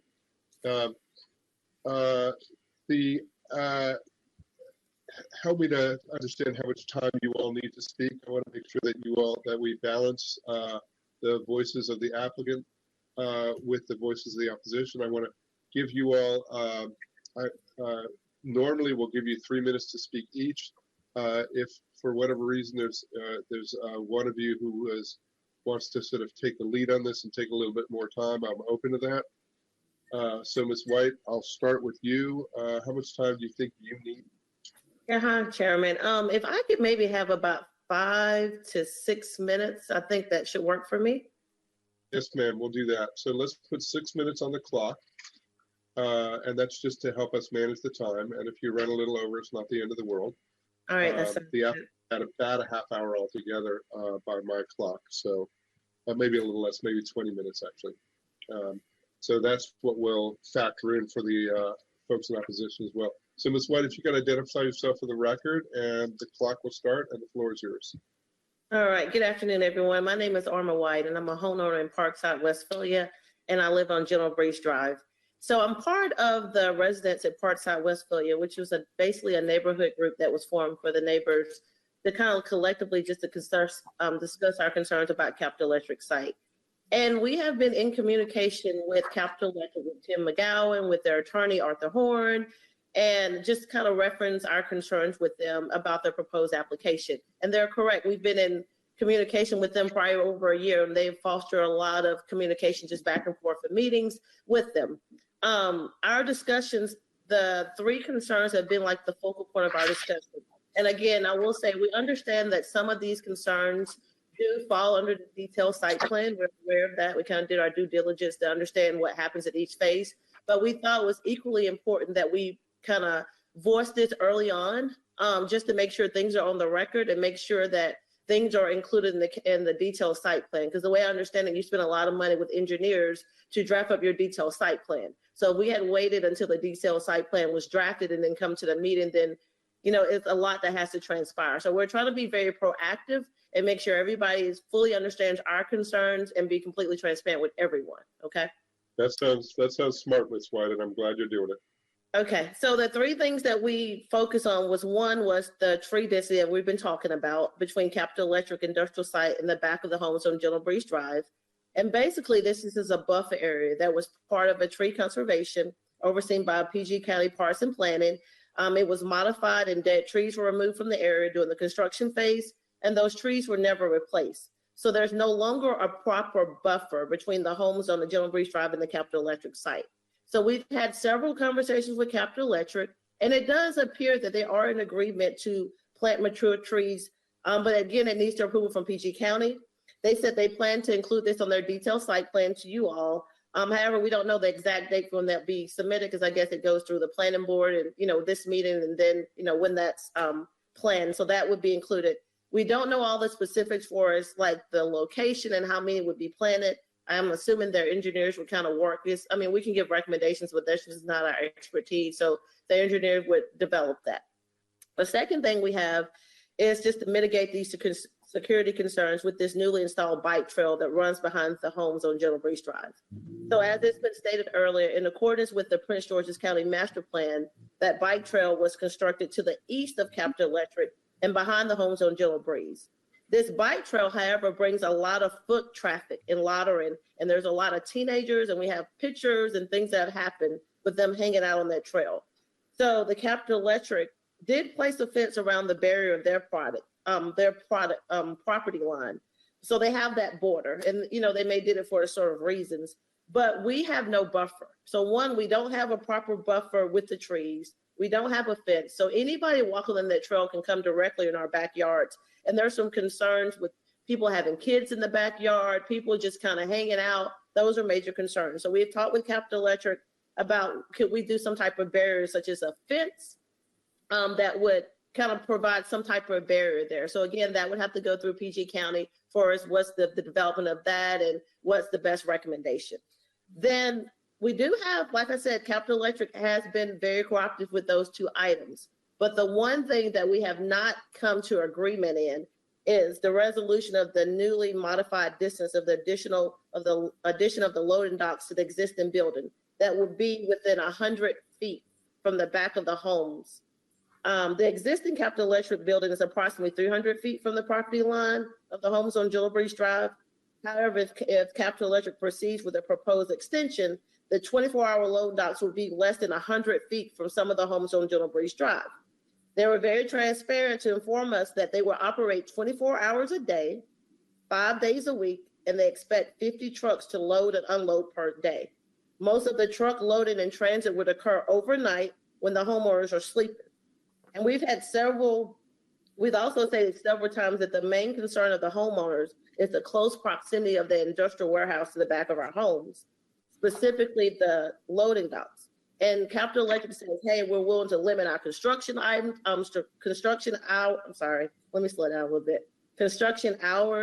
from 7 a.m. to 7 p.m. And then they said they would notify the homeowners when projects extend and they have like long work hours and days. But again, we have major concerns about the noise level once this site is fully operational post a construction site.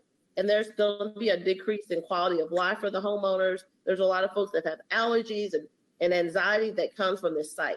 So we're asking, prior to them submitting a detailed site plan, we asked Capital Electric, could they review and reconsider their proposed construction plans or closely examine to see if their operation needs this, or could they find an alternate location on their property away from their homes? They basically say they're unable to make any modifications due to their planned operations.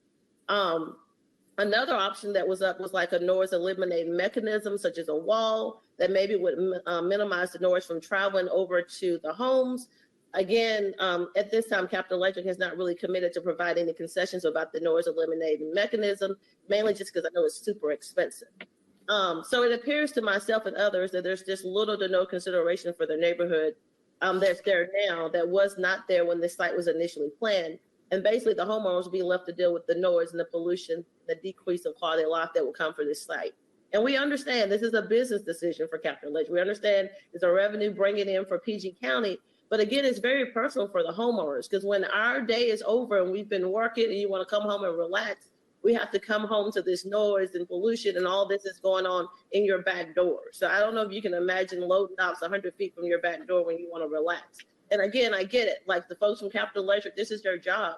their representatives. This is what they're getting paid to do. But this is personal for us. So the homeowners in PG County, you know, when you buy a home, this is like your largest investment that you have. This is the largest purchase you'll make. So we decided to make that purchase in PG County.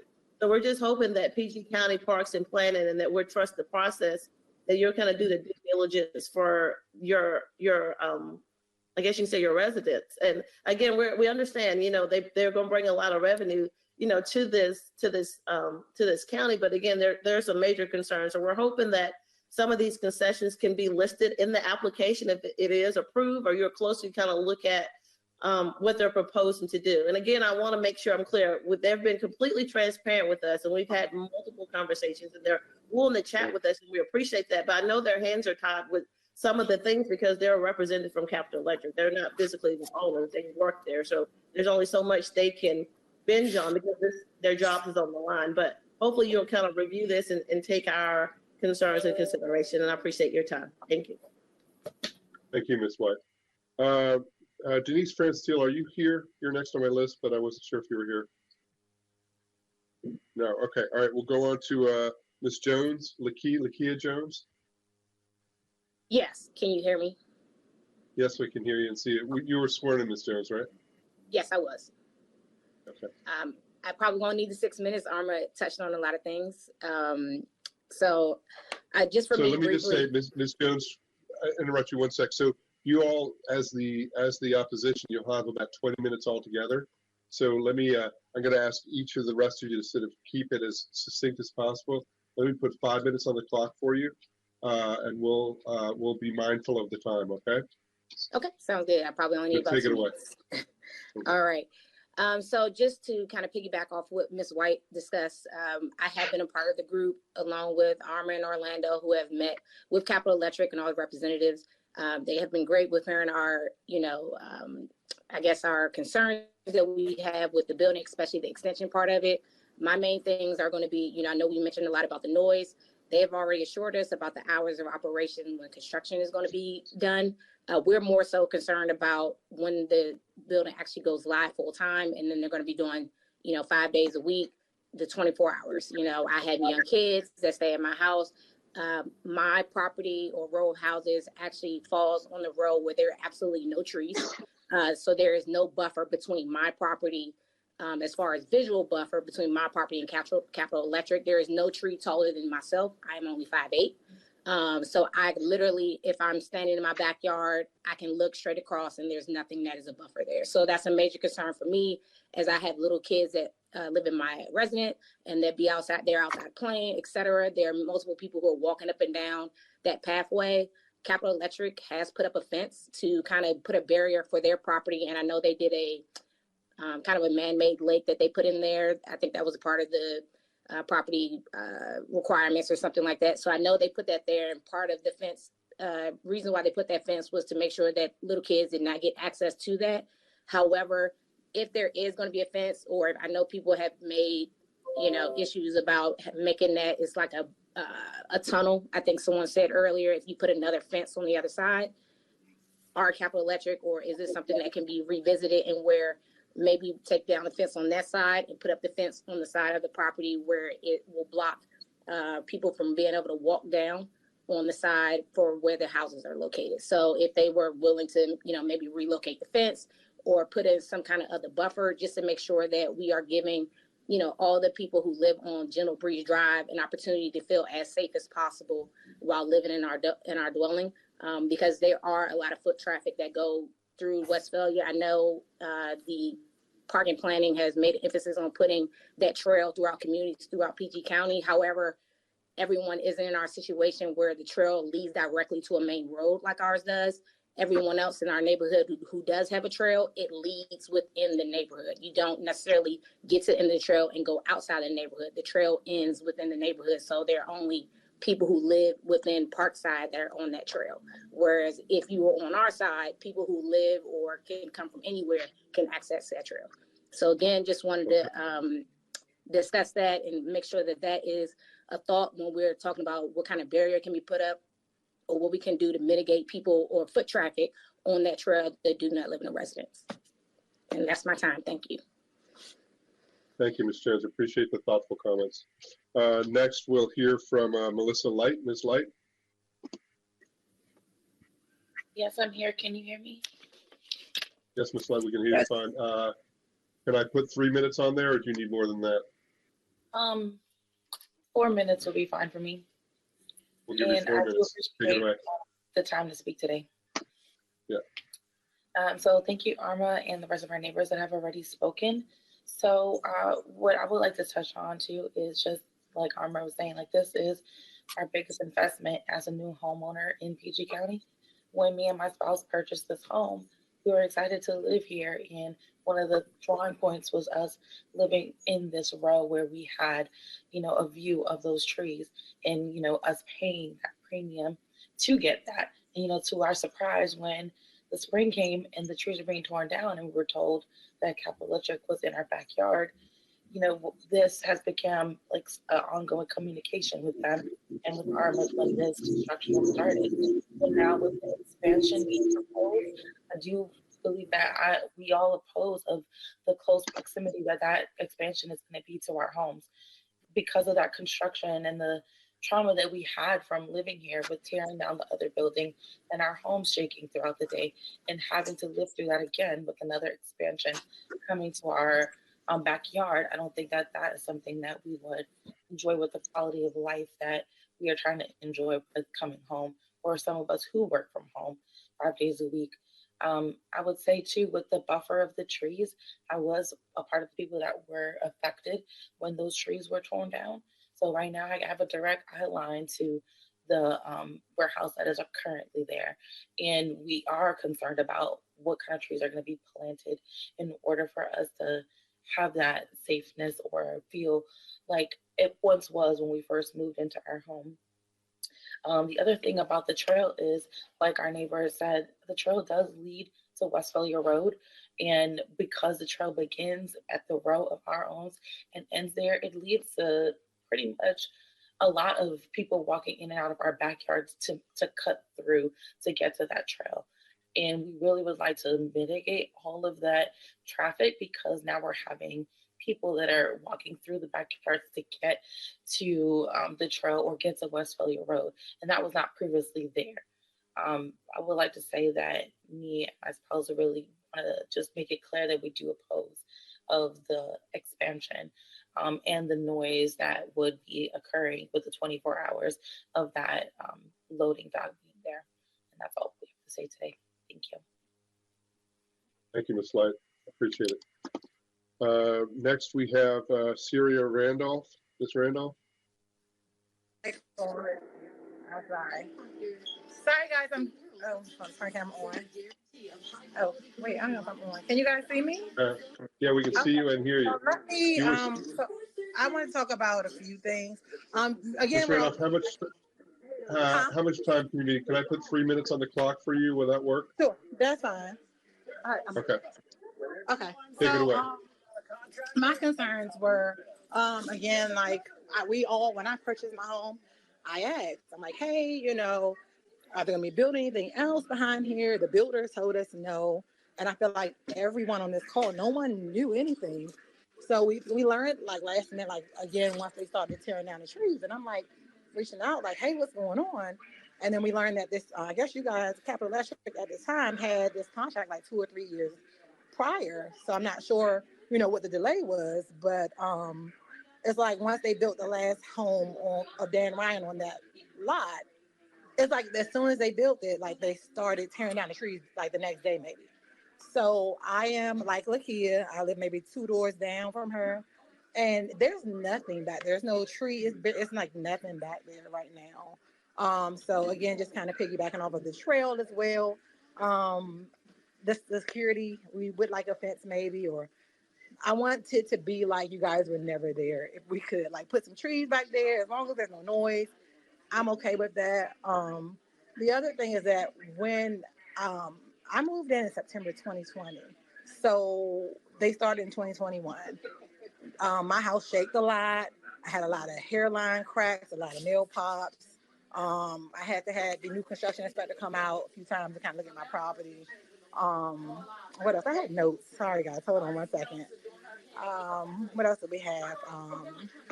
So I feel like that should have been meant as far as the new building. It should have been mentioned prior to, because I don't think I would. I know I wouldn't have moved over here, but we're just trying to put the pieces together. But like I said, I sustained a lot of issues with my home, so I don't know. At that time, I was within the 1 year warranty, so they were able to come out and fix all of that stuff at no additional cost to me. I'm concerned at this point because when you guys do decide whatever damage comes to my home, that's on me at this point. And I feel like, I don't know, I'm really concerned about that. I know a lot of people haven't really addressed that, and Capital Electric kind of was like, but that's a major concern for me too, because who's going to pay for that when it's all said and done? Because my house, since then, I haven't really had a lot of damage or structural issues going on in my home. So I think that definitely came from that. But other than that, that's about it. Thank you, Ms. Randolph. I appreciate it. Next, we'll hear from Mr. Oxenid. Are you you finished your work thing? We're able to hear Yes, from you? sir. Yes, sir. You can, ready. Thank you so I'm much. going to put 3 minutes on the clock for you as well, okay? Sure. And so you Sure, can take up to that time. Sure. And introduce yourself for the record. The floor is yours. Sure.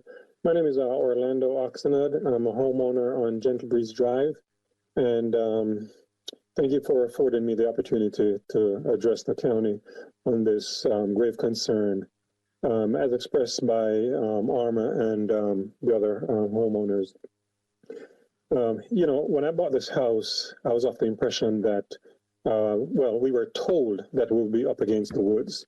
And just like the previous speaker said, it wasn't long after that all the trees and everything was taken down, and then the construction started. My question is, why is it when Capital Electric were doing the initial construction, they just had not gone and just built out the property to what they actually wanted? I'm sure you guys do a lot of forward thinking, and that's something that I thought would have been done then, as opposed to putting the homeowners through the stress and the suffering and pain of this construction once more. During the construction phase of this facility, we had numerous instances where we had to call Mr. Jones and Mr. Agnew about violations that were being done back here in terms of the hours of operation. They were going as late with their construction. I work evenings, and I normally get home at midnight, and I would come home from work probably about 1:45, and they're still back there, running the bulldozer, backing up stuff, and doing construction, earth moving stuff during that time. I think I might have possibly developed PTSD as a result of what the pain and suffering that I had to go through. Coming home and not being able to sleep, being awoken every morning at 7 o'clock. On a good day, when they start at 7, most times they would probably start anywhere from 6 o'clock, and that really interfered with my sleep. I was listening to one of the previous speakers on one of the projects that you guys are visiting, Mr. Sweeney. Mr. Sweeney expresses concern about the quality of the soil where he lives. My concern here, sir, is the quality of my sleep. I think the concern of the quality of my sleep outweighs Mr. Sweeney's concern about his soil. And, I would really like for this construction not to even take place. I'm going to be very honest with you. The folks from Capital Electric, they are absolutely wonderful. These gentlemen, they are so accommodating. I think they're a victim of circumstance. Being in this situation, it is back and forth with us as our residents, trying to figure out, how we're going to navigate this process. But I would really, really love for this construction not to take place, okay? Because I shudder at the thought of going through my sleepless nights, being interrupted. My house shaking, pictures falling off the wall, that kind of stuff. I just don't want to go through that again for another 2 years with this new construction. The issue with the fence, when I spoke with the gentleman from Capital Electric, they were very accommodating. It was kind of like, tell us what you think we can do, and we'll, providing we get the permission from the county, we will do it. We can live with the fence, but having this building now that's going to be 80 feet from my property line, that's like a garden hose. That's how close they're going to be, with trucks coming in and out, 2 o'clock in the morning, because they had told us that's normally the time that their trucks leave out with their load, about 2 o'clock. That's the time I'm sleeping. That's the time all of us are sleeping. That's the time I'm getting in from work, trying to fall asleep to get ready for work the next day. This construction, we are totally opposed to it. I just want to be on record, and we have indicated it to the gentleman from Capital Electric. They're great. They're good neighbors. We couldn't ask for a better set of neighbors, a better company to be our neighbor. But in the same breath, the additional construction is just too much to put us through as residents once more. Thank you so much, sir. Thank you, Mr. Oxman. Appreciate it. Anyone else who I missed? Anyone else to sign up to speak? Who signed up in advance at least? I think I've covered everybody. Chairman, I just had one quick question. Who's speaking? This is Arma White. Okay, Ms. White, go ahead. Jump back in. What do you have?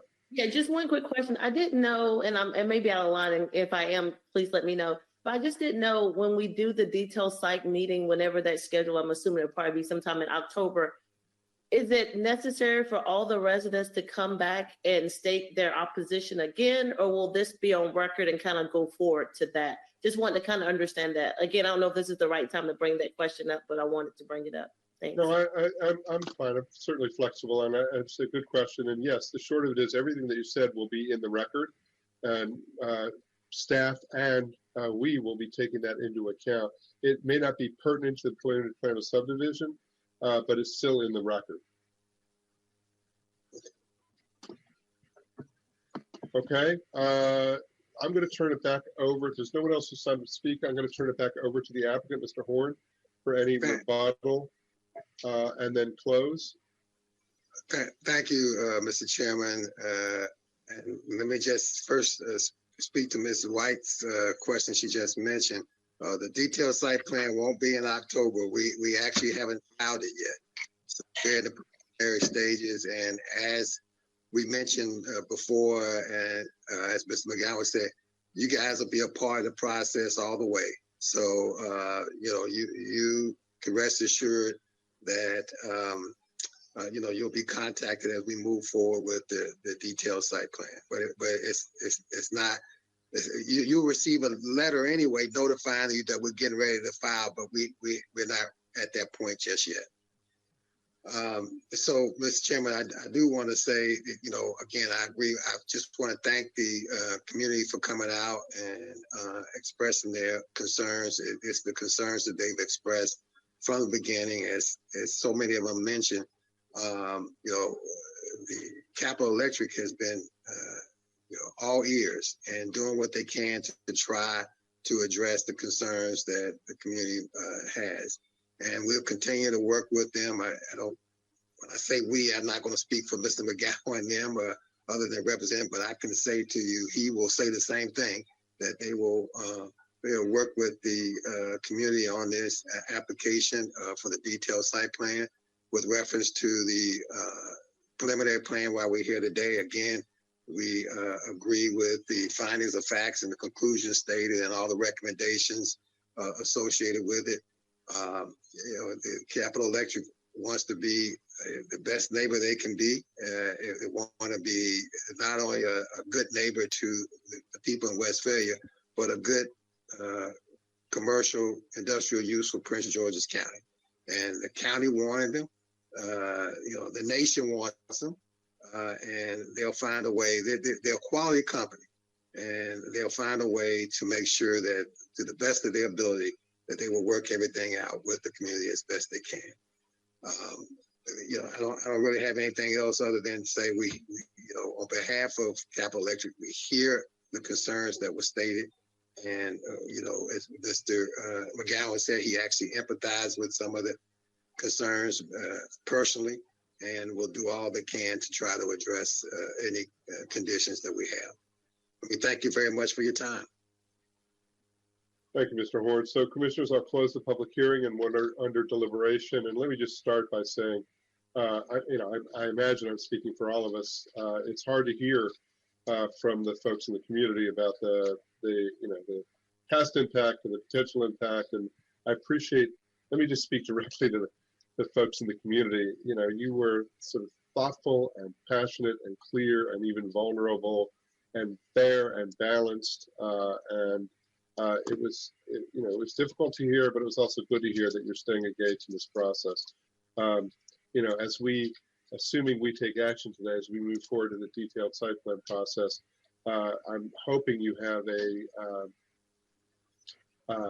as transparent and open a process as we've heard so far. That includes working from the staff side as well. Our staff, I'm really encouraging staff to work with the applicant and the community as they always do, but I want you to hear it loud and clear from me.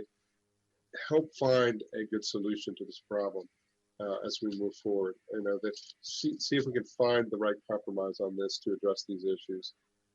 So commissioners, that's my 2 cents on this, and I'll open it up to you all if you have any other comments as we deliberate before we take action.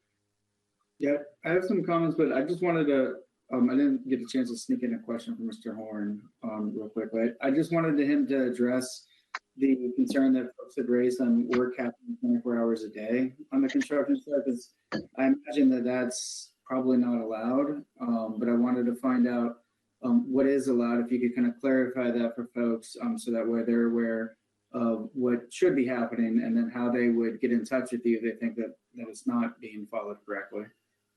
Well, the construction schedule is 7 a.m. to 7 p.m. And I'm going to have to defer to Mr. McGowan, whether that's 6 or 5 days a week or 6 days a week. I'm not sure about that. Again, the construction that took place previously for the building won't be anything like it this time because it's slab on grade. Everything is clear. As I understand, they had to have 45 tons of dirt to be moved previously. And I can say you had construction of demolition. It was completely different. Now everything is already laid out. It'll be a much smoother construction this time around. And, as far as the timing and stuff, I will defer to them. But I'm going to ask Mr. McGowan if he can just answer really quickly as far as the timing. And this is all information, to Commissioner Dorner's point, this is all information that we just need to make sure you are communicating to the community as you go through this process in advance of the DSP. Absolutely. Tim, Mr. Dorner, do you want to hear from Mr. McGowan on this?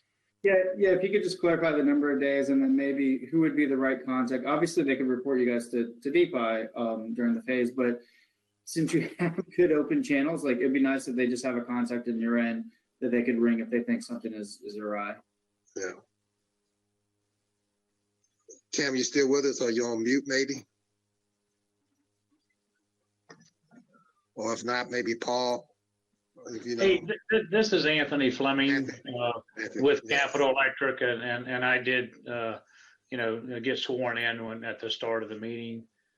Tim may have jumped off to another meeting, but I can assure you that they've got Tim McGowan's contact, his cell phone number.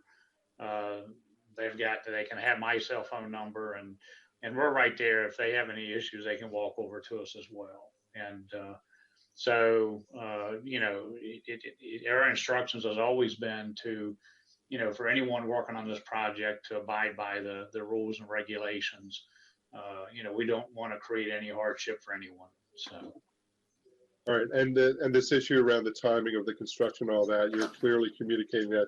I mean, it matters less to communicate to us. We just want to make sure you're communicating that clearly with the community and that the community knows how to get to you if there's any issues or violations. Most definitely. And I know Miss White, she's got, Tim's contact info. They probably have mine as well, cell numbers, email addresses, and so forth. And so, again, we want to be as transparent as we can.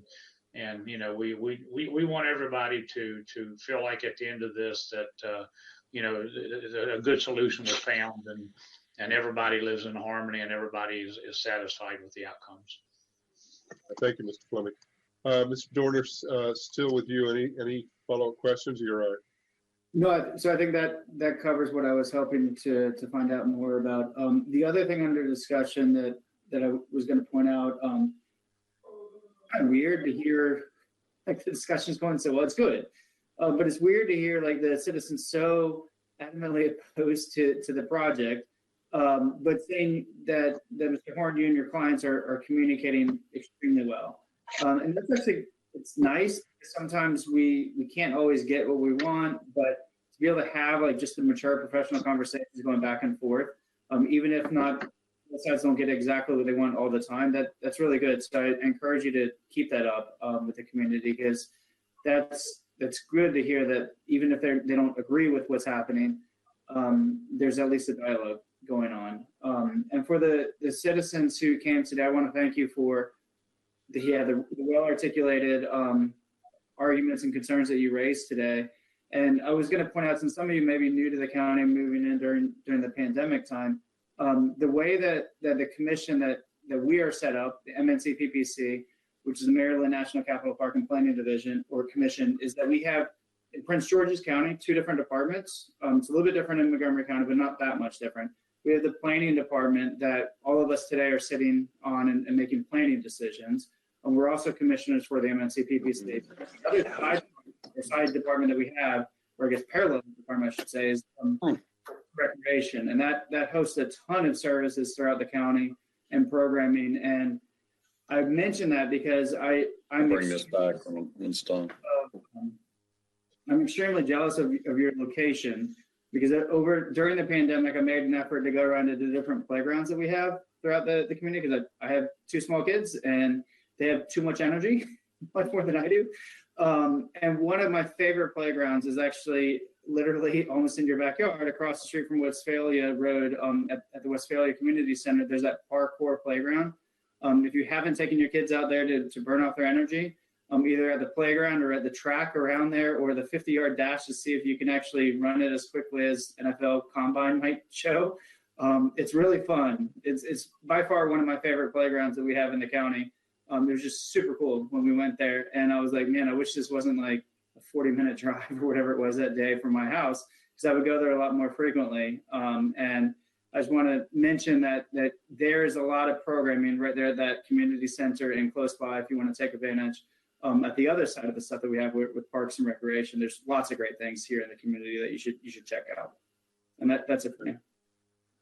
Thank you, Commissioner. Commissioners, any other questions? Anything else for deliberation? If not, I'll look for a motion. You're on mute, Commissioner Geraldo. Sorry, Mr. Chair. So Laura Tallarico, Associate General Counsel, just for the record, I wanted to just make a correction to something that was said earlier before we have our motions and end this. Ms. White had asked whether they needed to return to make their comments at DSP hearing, or if their comments would be carried forward from this hearing to that hearing. The comments made today do not actually carry forward to DSP. I think the chair had said something to the effect that they're in the record and we're going to be considering them, which is something that's absolutely true, but they don't carry forward to that next application and that next public hearing. So the community, if they want to comment on the DSP, and even if they make the similar comments that they made today, they will have to return at the detailed site plan hearing to make those comments. Thank you, Ms. Tallarico. And I think that's better advice than what I gave, because even if we take all this into account, as does staff, the actual record is separate on this case versus the DSP.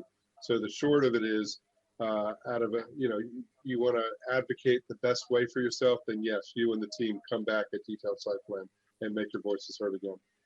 Thank you for that, Ms. Talarico. I appreciate you stepping in. No problem. Commissioner Giraldo, you had a motion in process. Yes, I was. Thank you very much, Mr. Chair. Based upon the staff report, I move that we adopt the findings of staff as well as the conditions as modified by applicant's exhibit number 1, and we approve preliminary plan subdivision 4-2056, as well as the type 1 tree conservation plan TCP-011-12-04. And I just wanted to, again, share in the comments with Mr. Dorner. It's always useful and helpful to us to hear from the community. I'm sure that Mr. Horn and Capital have listened to the concerns, and I'm sure based upon prior experiences, they'll probably reach out to you. Second, and I would like to associate my comments with the with the comments made by previous commissioners, including the chair, and thank the community for coming out and discussing this issue with us today. You've got a motion by Commissioner Giraldo, second by Vice Chair Bailey. Any discussion on the motion? Mr. Diaz-Campbell has his hand up. Go ahead, Mr. Diaz-Campbell. Yes, just real quick, Commissioner Giraldo. That's adoption of 4-22056 with the modifications by applicants exhibit 1. Yes. Thank you. All right. So with a friendly clarification by staff, we have a motion and we have a second. Any further discussion? Thank you, Mr. Diaz-Campbell. Appreciate that. Any further discussion on the motion? Seeing none, I'll call the roll. Commissioner Giraldo. I vote aye. Vice Chair Bailey. Vote aye. Commissioner Dorner. Vote aye. I vote aye as well. The ayes have it 4-0. Thanks everyone in the community. Thank you, Mr. Horn, to you, and thank you for the applicants team in general. And we have one final item on our agenda, which I believe will be handled expeditiously. This is item 9, Community Planning Division. This is the proposed fiscal year 2025-2030 Planning Department 6-year planning work program. Who do we have? Ms. Rowe, we have you on that? Yes. Okay. Take it away. The floor is yours. Thank you, Mr. Chair, members of the Planning Board. Scott Rowe with the Community Planning Division, joined today by Tony Feltz.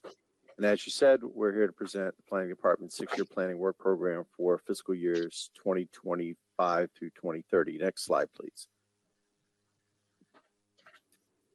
As you know, the 6-year planning work program comes out of the Master Plan Evaluation Program, which is our ongoing effort to evaluate the entire county systematically to identify where we think we need to undertake a planning or zoning project to advance Plan 2035. The Master Plan Evaluation Program consists of the Master Plan Recommendation Database, which is a database where we document all of the active master plan recommendations and try to determine what their current status is. We monitor and periodically update that status. We look to prepare status reports on each plan. And from that, we want to develop the 6-year planning work program. As we'll talk about in a few minutes, we are a little bit behind where we'd like to be with the Master Plan Evaluation Program. Fortunately for us, most of the plans that you see in the 6-year planning work program are pretty obvious why they need to be updated, and they didn't require a lot of analysis, but we are getting past that kind of era of replacing plans that have to be replaced right away. And so completing the Master Plan Evaluation Program will certainly help us identify future projects. Next slide, please. As I mentioned, we're a little bit behind where we want to be on this, but we do have a rough draft of the Master Plan Recommendation Database, which contains 13,800 or more plan recommendations. We update that on a rolling basis as we have staff capacity to do so. We prepare master plan scorecards, which are an analysis of the of each plan. What are the challenges that the plan faces for implementation? What are some short-term implementation items that could be undertaken to get things moving? And what's next down the road, along with the score, which is, you know, how many of the actionable recommendations have actually been implemented? Are they underway? Have they started yet, et cetera? And then, of course, every year we prepare the 6-year work program. Next slide, please. So when we're looking at where we select projects, we're looking at where in the county planning or zoning effort needs to be undertaken to advance Plan 2035. What type of project is it? Is it a full master sector plan with a concurrent sectional map amendment? Is it a standalone sectional map amendment, or is it an amendment to an existing plan? When does it need to be done? Is this something that has to be done right away because the current plan or the current zoning is inhibiting what we want to accomplish in a particular location? Is it something that can wait a couple years? And of course, how? Do we have the capacity to undertake this project now, or does it need to wait a couple years until we have that capacity? Next slide, please. There are timing considerations. I do apologize. There's a formatting error on this table, but the table in the memorandum is correct. There's certain months of the year that we can't undertake certain legislative parts of the plan development schedule simply because the planning board or the council are on recess, and we have to plan out our projects years in advance to avoid those types of scheduling challenges. This is especially exacerbated when the council routinely doesn't meet in November and doesn't meet in December because it's on recess, and doesn't meet and can't act on zoning items in November during an election year. Next slide, please. Undertaking the 6-year planning work program and the projects and programs that are in there requires a certain amount of staffing. It depends on the complexity of the project and how long a project's going to last as to how many staff we need, and also depends on where we are in a particular project as far as how many staff are dedicated to a particular project. It ranges, but generally the busiest time in any kind of project we have is when we're actually conducting a plan. When we're out doing public and stakeholder engagement, we're out doing research and analysis, and just actually drafting a plan. That's the busiest time for us and requires the biggest staff impact. Next slide, please. So for fiscal year 2025, we anticipate there'll be 12 full-time staff assigned to working on master and sector plans and zoning projects. And starting in 2026 and beyond, that would be raised to 13. This gives us capacity to undertake 3 full master and sector plans and concurrent sectional map amendments at the same time, or what is more likely most years is that we're doing 2 at the same time and then having some capacity to undertake an amendment or multiple amendments to a plan or an SMA. These staff are generally housed in the community planning division's long-range planning section and master plans and studies section. Next slide, please. We've been doing the 6-year planning work program for about 4 years now. And so as we undertake the 6-year work program and then we go through annual budget and work program discussions with the county council, and then we start to undertake the projects, we've identified a few barriers to implementation that kind of throw us off our recommended or anticipated schedule. Obviously, the biggest thing that throws us off our schedule are unanticipated projects at the county council's direction. Depending on what that project is, it could have a significant impact on the 6-year work program. For example, if the council decides to initiate a new plan in SMA, that might push another plan or SMA down the road by 3 or 4 years. Also, it's been our experience that when the council initiates minor plan amendments that we weren't anticipating,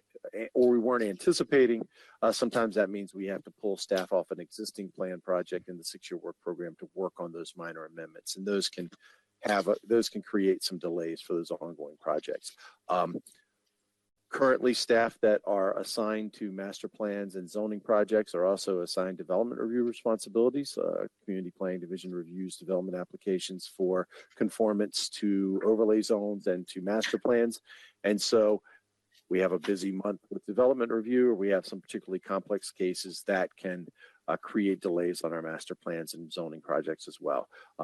It's a very fluid job market. Sometimes we have staff turnover. It takes a while to bring someone up to speed to step in and assist with a master plan or a zoning project. The one thing that we have learned over many, many years of doing this is that new staff or consultants are no substitute for experienced staff who understand the various political, cultural, historical issues, the land use market in Prince George's County, and how the government works to be able to step in and make actionable and achievable recommendations in a plan. So it does take a while, and staff turnover can inhibit that. We have 38 active master sector and transit district development plans. Depending on who the stakeholders are in any particular community, they may all think that all those plans need to be updated. But the reality is that our current staff complement permits us to undertake 3 plans over a 4-year period. So those are some of the capacity limitations that we look at when we're crafting the 6-year planning work program. And as I'll talk about in a minute, we have other things we could be doing to implement the existing plans short of redoing a new plan. As I've mentioned, we are a little bit behind where we wanted to be on our master plan evaluation program. And so we have some ideas for how to get that moving. Again, I'll talk about in a second. Next slide, please.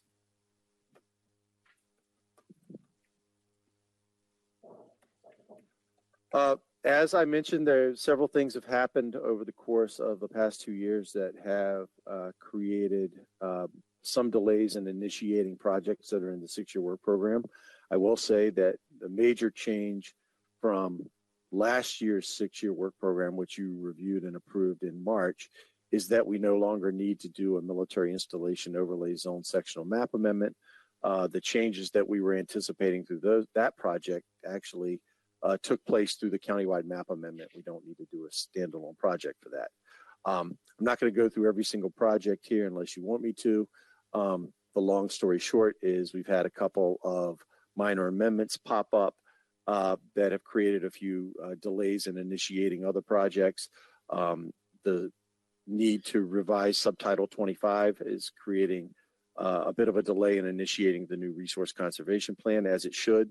And we've had a kind of a cascading effect of the delay in the council's approval of the Bowie Mitchellville and vicinity SMA that's caused a minor amendment and a standalone SMA to be delayed a year. But everything we think will get going in the next year. We do have one project moving up because the council's requested that we undertake a minor master plan amendment and concurrent sectional map amendment in subregion 1. And I'll talk about that in a second, but that's something that we were able to move up because of that cancellation of the MIOZ SMA. Next slide, please. These are more of the changes. The details are in the backup package. But the key things that we also want to stress is that we are dedicating staff resources and requesting consultant support in the FY25 and also in FY29 to complete the master plan evaluation program, to get through one cycle of completing the database, completing the scorecards, and really having that basis in analysis and data that allows us to make recommendations in the 6-year work program moving forward. We hope to have that completed by 2027, at which point we should have a pretty solid list moving forward of projects that we will be undertaking in future years. And because we want to get that master plan evaluation program completed, that allows us to push off some of the minor and master plan amendments until we know what projects they should be, at which point we can identify them by name and have a clearer path for what those will be. So those projects are in there as placeholders for fiscal years in which we have capacity. Next slide, please.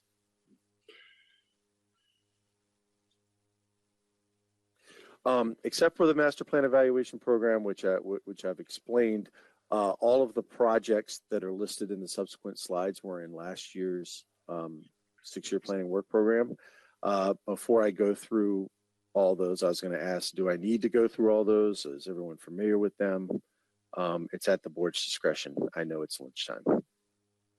I mean, perhaps what you could do, I think the answer is no, but perhaps what you could do is just quickly slide by slide, and if anybody has, don't say anything, but if anyone wants to pop up a question about it, then we pop up a question. How about that? Sounds good. Next slide, please. So as I mentioned, updating the resource conservation plan. These are all projects that we would start scoping in fiscal year 2025. I would say don't even bother. Just like, you know, if we have any questions, we have any questions. So I would just keep going, Kenny, and one by one, and see if any. And we may have something that pops up as we see it. Is that all right with you? That's fine. Good. So keep going. Anything on this? No, next.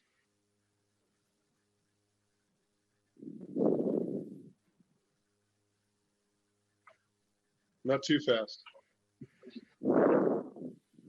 Got to be able to read it. One Mississippi. Let's go 3 Mississippi and switch. I have questions on the Oxon Hill. Okay. And that's set out, Mr. Rowe, that's set out in the fiscal 2026? Correct. And so explain a little what the issue is where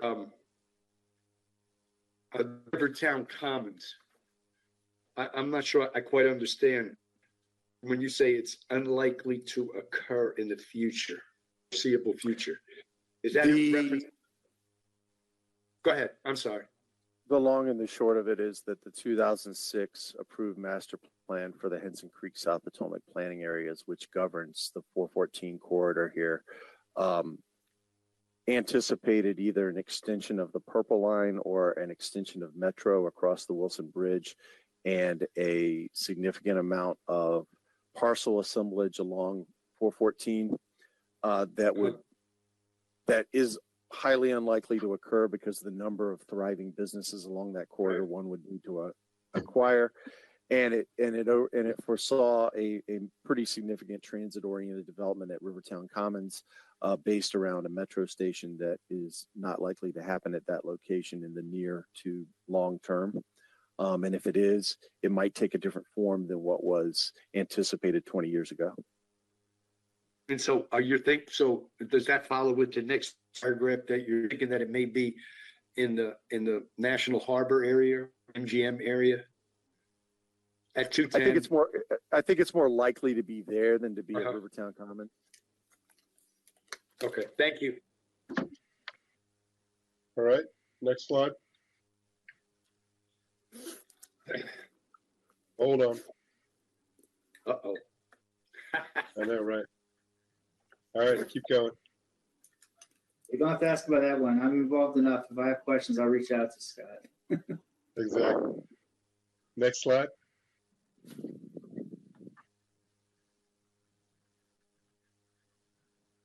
Go back, please. Just a minute. Go back. I did finish reading.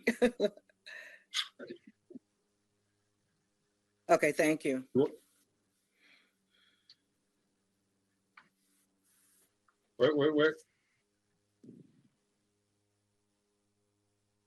I want Ms. Bailey to say yes, move on. Move on. All right, there we go. Go back. This concludes staff's. Oh, I almost got away. Oh, sorry, Scott. You were close. Hold on one sec. I'm looking at the plan investment programs.